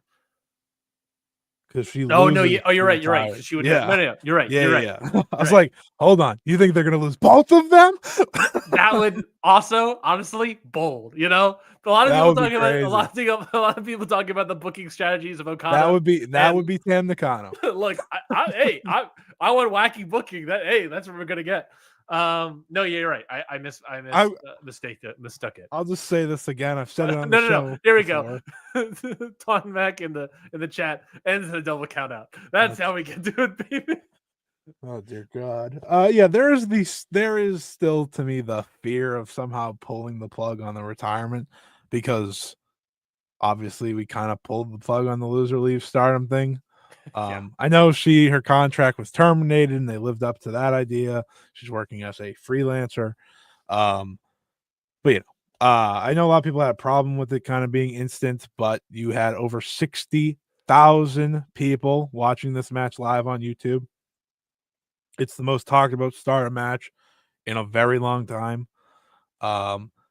So I don't blame them for being like, hey, everyone, we're going to have a career versus career rematch at our biggest show of the year, hopefully our biggest show ever. Yeah. So I don't have a problem with booking mindset there at all. And it's going to be a very big deal when we get there. Yeah. I hope they just know that they need to build the rest of the card because they like to do the top of the card and nothing else on a lot of their pay-per-views now. I think they're going to do the right thing and build it top to bottom because they have to if they want the big number. But that is as big of a main event as they can have for that show. I guess there's the reality that the title could also not be on the line. I don't know how much we They think did about that. confirm it's on the line. No, but isn't there before then? Isn't there a title match between Saya Kamatani and Starlight Kid? They're just doing a special singles as Okay. an idea of you might retire. I want this match. Okay, I thought it was a title They're match. selling. Yeah. It was a worrisome thing for me too that they do a double title match. I was like, please don't do this. Perfect. No, just a special singles because they're going to Okinawa for the first time ever. Okay, perfect. Well then, yeah, I think these are bold booking decisions, and we're leading to this. And I've said my piece about Tam Nakano in the past, but I thought the match itself was really well done. Doing the chain hanging spot is what I'm going to call it. Was really nice, and obviously, this is Tam Nakano reading her or watching her. I want to say it was Continental tapes with Eddie Gilbert booking with was it Dirty White Boy and who the other guy was. Anyways, I remember. Obviously, she's a big 80s territory wrestling fan. So that's what that shout out was meant to be, as we all could have guessed. But yeah, I thought it was really well. The match itself was really well done. I think Tam Nakano has been doing really well in what has been left for it. There is a part of me that I never fully got into the Tam Nakano before, and this all feels like it's working. And there is a part of me that wonders if it's working more because she's less restricted and maybe her ideas were good because I'm liking what this is. I don't know. I don't know. And Scotty left to deal with his dogs or something, but I would love to know his thoughts on that. But I don't know how I feel about that or if that doesn't feel true, but it's certainly like she has more control over what is happening, especially if this is going to be like her true retirement. She has more control, and what she is doing is fun and interesting. And I think these are extremely bold booking decisions that are very fun to watch. And she could never have done something like this with Rossi still around. And not to take it away from anything for Rossi, but just like this is very interesting and cool. And I think what's happening is very interesting. And I hope that it ends in a definitive end of someone's career at in April. But I guess we'll find out. I guess we'll find out, folks. But that is it. Scotty still hasn't returned since I've made those claims, but that is it for this week's episode of Ring Post Radio. We are also going to discuss TNA Sacrifice around the corner, but I don't think either of us plan to want to watch that or even discuss it. We might review it next week. I don't know. It's the only thing I think we really could watch. I don't think we're going to watch Maple Leaf Pro and their NWA title matches between Tom Latimer and Bishop Dyer. So we might watch TNA Sacrifice. We have a lot of New Japan Cup though to watch. So I guess we'll see. I don't know. It doesn't look like a freaking good show in any capacity. But yeah, we'll be back next week. Didn't talk about the Cinderella tournament, but they're sort of changing it, and it's not really sort of changing because they've been changing the past couple of years. But this year feels like the first one. It's like, okay, I think this is where we're going. Not in the sense that they're devaluing the Cinderella tournament, but they're making it more rookie based, which I think is fine. I think having like sort of a rookie tournament where the winner gets a wish for presumably a title match, I think is nice. A nice way to like elevate someone every sort of year. But at the same time, it's kind of devaluing it to a certain extent in terms of no longer having the big stars. Scotty, how do you feel about that change? Do you welcome it? Do you at arm's length? It's still a good. You're elevating someone at the end of the day, Yeah. but it is less important every year as the years have gone on. I liked what they found last year Mm-hmm. with the non-Wonder World champs in it. This year, it's It depends what they do with the wish, I guess. Yeah. And you kind of need to wait and see how they treat that. Yeah. Because you're still elevating someone like you said, but it is one not as good wrestling. Which I mean, the Cinderella I understand has always been like whatever. But they changed the rules this year to be like 15-minute time limits, more matches. I was like, why are you doing that now? Like when the rookie core should probably be doing the 10 minutes better and just help them more. So that's kind of like the juggle there. It's been fine. Hanan's the best of it, and Rena's the best of it, like you'd expect. I think it's one of those things that, like, if it wasn't called the Cinderella tournament, it would be more welcomed by the core fan base. Sure. Yeah, it's fine. Like I don't really have a problem either way. Yeah. I get it. I get why they did it. I just think if you're gonna do this, you probably should bring more outsiders in. Yeah. Because you need a certain level for your big tournament that you're putting a big show, because the opening night was 500 less people than last year. Like, despite how hot this company is and all the sellouts and everything, it's like, okay, the Cinderella is not drawing, and that's kind of supposed to be a draw. Now, I'm sure they'll draw next week because they have a Wonder match on there and everything, but it feels like, I don't know if they added that last second, but that's what it feels like. Is this is I'll tell everyone now. This is the first true Cinderella booked by Taro. So this is his idea, and it's not exciting. That's the problem. Like, there's not like big upsets. There's not big shocks. It's just kind of going. Now, am I excited for Hanan versus Rena this weekend? Yeah. But like, I don't know. It's lacking the level, even like, and since Bushiroad's taken it over, it's been like this. I think the tournament being one night again would actually benefit it even more now, with it being all rookies and in a smaller venue. Yeah. A smaller venue. And obviously going back to the 10-minute time limits, probably. 10-minute time limits, one night, all the young talent. I think that's way better and beneficial than keeping it stretched out. Because the bracket's now smaller again. It's 16 people.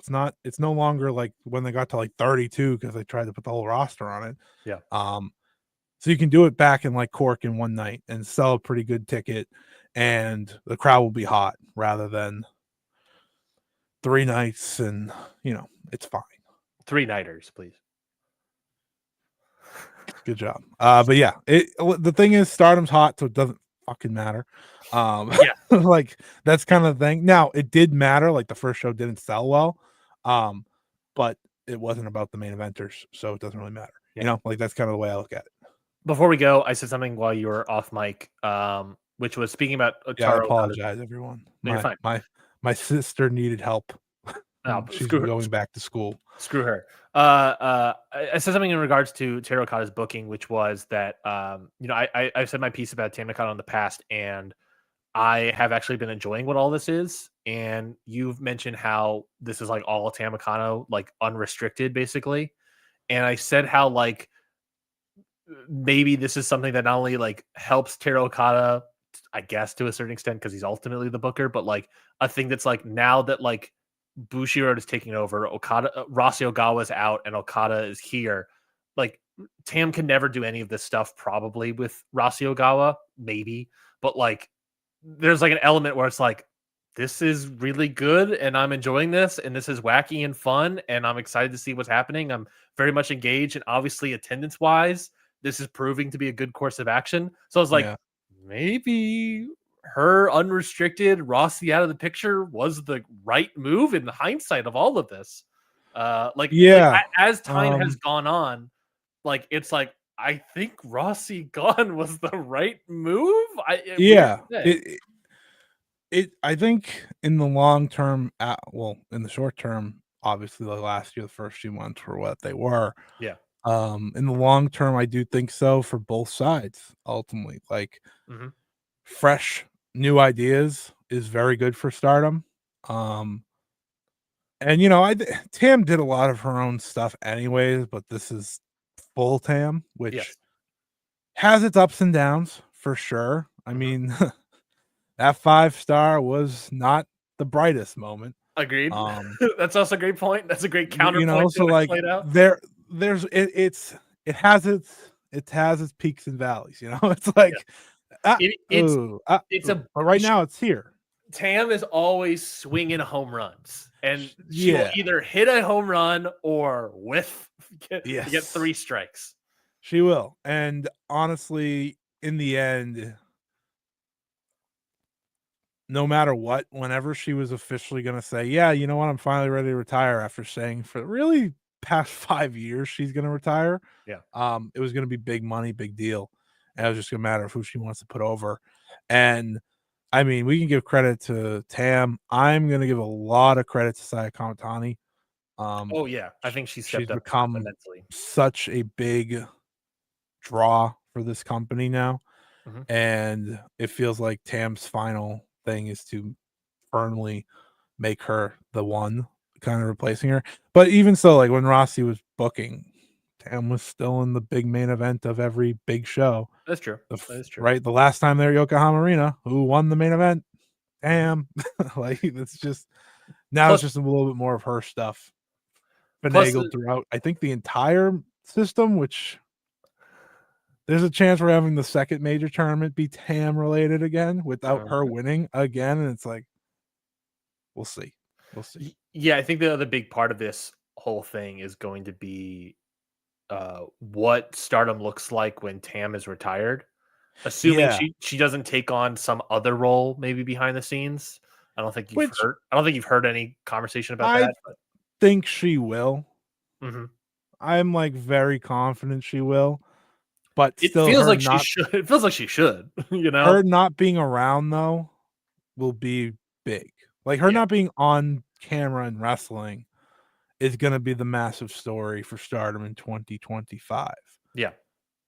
And if other things happen, they might lose another person. So it's like losing those two, it's like, what does Stardom look like by the end of the year rather than the next couple months? Yeah. In the next couple months, they're going to stay on fire until that show, like confidently. Yeah. Until after that show. And then it's like, all right, we'll see from there.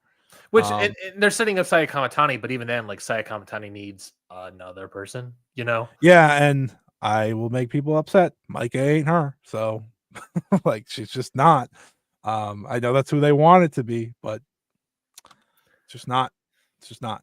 It's interesting that like Micah was the previous champion, you know, and then like Saya Kamatani, when she lost, the company got hot. Yeah, it's like they lost, and like all of a sudden, like the company got hot. Like they went to Tam, who started to build it up, and then Saya, who's now selling out every building. It's like it almost feels like it's not Micah, but you know, to be fair to her, the company was in turmoil with Rossi gone, so there's that. I also want to give credit to Starlight Kid too. She's very obviously over too, and she's the other champion. Helps to have two champions that are very over, very much fan favorites. And yeah, I mean, it's a very exciting time for Stardom, and we'll see how they carry the momentum. I'm very interested where they go for sure. So that's the exciting part. But yeah, I'm gonna give credit to Tam. She has cooked up something crazy for these last few months. We'll have a better idea of how much of a retirement road this really is for her. I think the more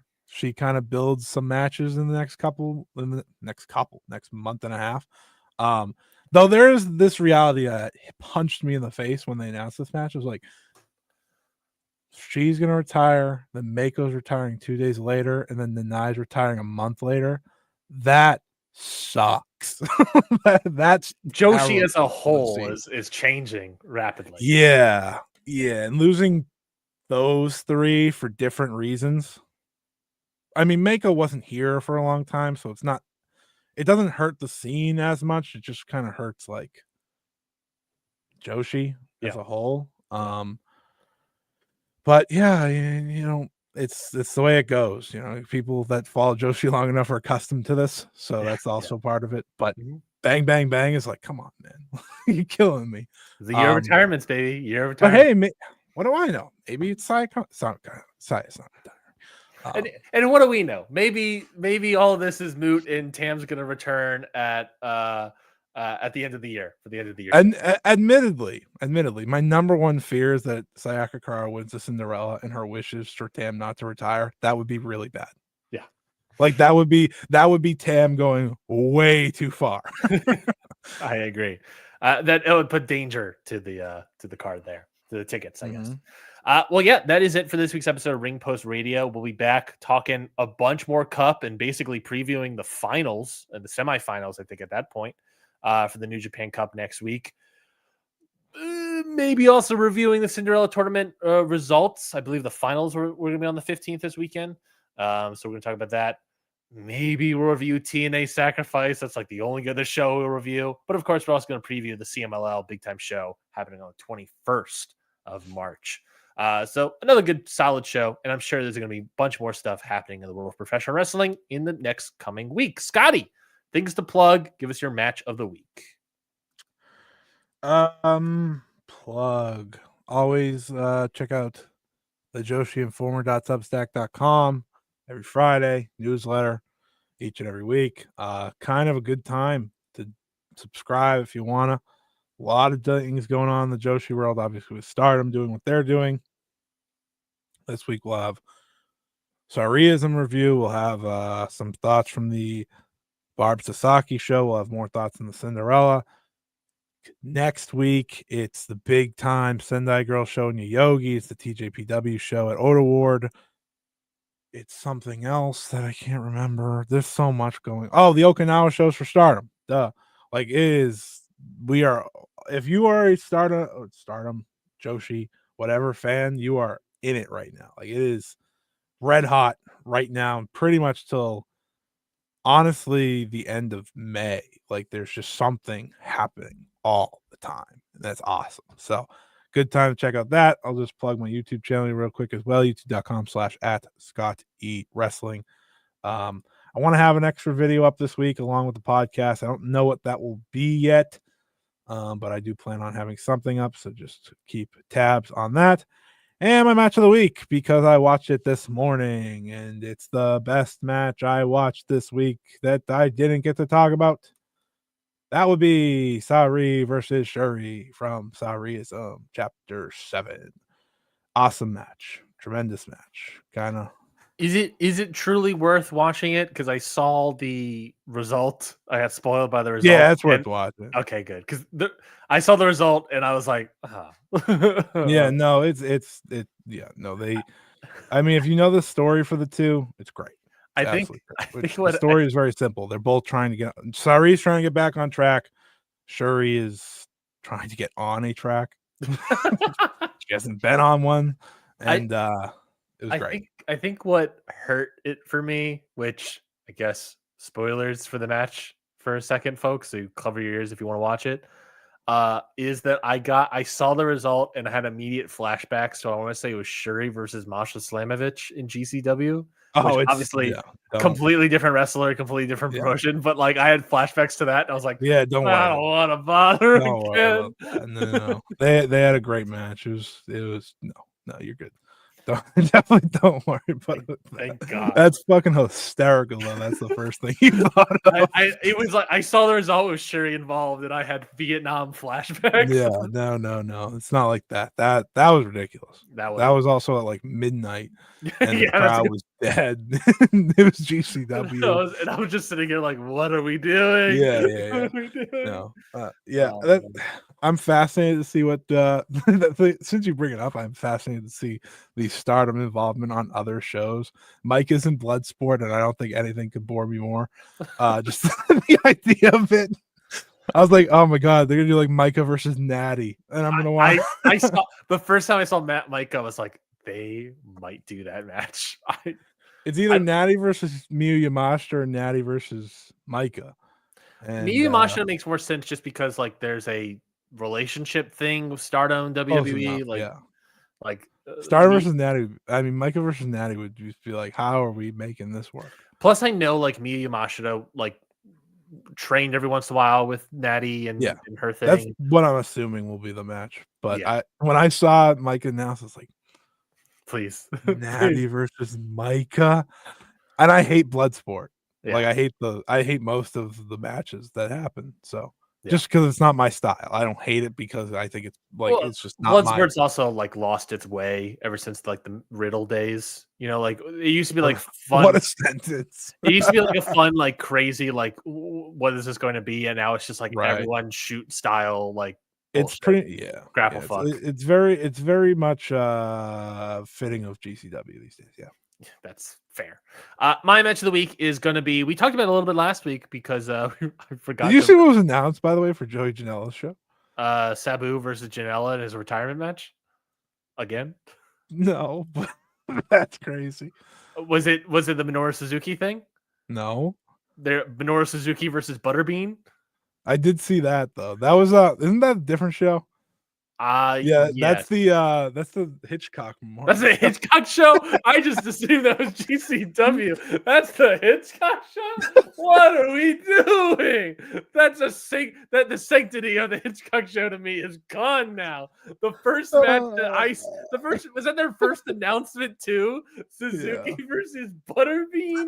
Oh, I'm gonna watch it. I took a triple take because I was like, where's the GCW look? That screamed GCW to me. And I just ignored Hitchcock. I will watch it though, and I 100% am going. So you don't know the announcement? No, I don't think so.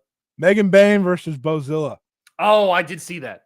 Yeah, and I was like, pour one out. That gets me going. I was like, pour one out for the match that should have already happened. That is true. That's fascinating. I'm excited to see that one. Anyways, the match that we didn't review or talk about last week. Your match of the week was Minoru Suzuki versus Butterbean. You're just assuming. I have to assume. It's from the Manoa Memorial Voyage show earlier this past week that we didn't talk about at all last week. I end up watching it. That was the one of Manabu Soya versus Ozawa on that show for the main event. You blew it off when we were talking about it not preview wise, but like talking about it. Masa Kiyomiya versus Naomichi Marufuji. It ruled, Scotty. It ruled. If you want to talk old man shit, that's what that match had. This match freaking ruled. I know you blew off a little bit because it's like, I know. You're looking at Masa Kiyomiya, Naomichi Marufuji. I get it. I like Masa Kiyomiya. It fucking ruled, Scotty. Definitely go back and watch it if you want to. Definitely way better than you would have thought. I guess going in with low expectations as well helped me, so maybe not to help you by saying it ruled, but alas, you know what, that gives me a take real quick. All right, here we go. So many things to plug. Show's 2.5 hours long. He's got another take. Ozawa's kind of bad. Kind of bad. I don't disagree. I disagree. I don't think he's kind of bad. I think that he's fully bad. Come on, man. No. I think that he's getting a little long in the tooth for the gimmick. 2 months in, and I'm like, all right, do something. It's like, all right, I get it. Now we just need to change it up a little bit more. Plus of all the vacancies and non-vacancies and holding titles hostages. It's a lot. If they run Soya versus Endo again for the national title because they're in both sides of the bracket, I will lose my mind. Yeah, I think they're overdoing stuff now. Takashi Sugiura's right there. He's in the bracket. I know. Have him win. I know. Put Butterbean in. It's just we can all agree. Put Butterbean in the match. I will say the funny thing about Noah is that all roads very, very, very, very, very, very, very clearly lead to Kenta beating the piss out of Ozawa. Yeah, and it's like, just go. Like, why are we pushing it off? I mean, I know why they're waiting for some big show, but yeah, my phone's ringing, which means I'm just gonna mute myself and let you finish. My plugs are going to be this Wednesday will be the latest episode of The Ballot. This is going to have Adam Berger making his return to discuss Drew McIntyre, first time modern U.S. candidate person to discuss on this season. There's a lot of people to discuss in this season, but we're going to talk about Drew McIntyre. Really good episode. Not only do we talk about Drew McIntyre, but we also talk about sort of the state of, I guess I'll say the ultra modern, people popping up nowadays and how like they're having a tougher time of this decade of generations of wrestlers seemingly getting in than previous generations of wrestlers from the 80s and 90s, and how they seemingly have a tougher time, a tougher hill to climb.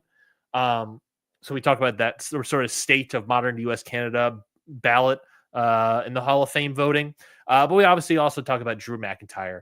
I'm not going to give my spoilers of how I feel about Drew McIntyre. You can hear about that more on this Wednesday's episode of The Ballot.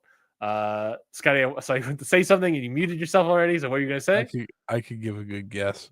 But yeah, go check out The Ballot this Wednesday with Adam Berger. Great guest.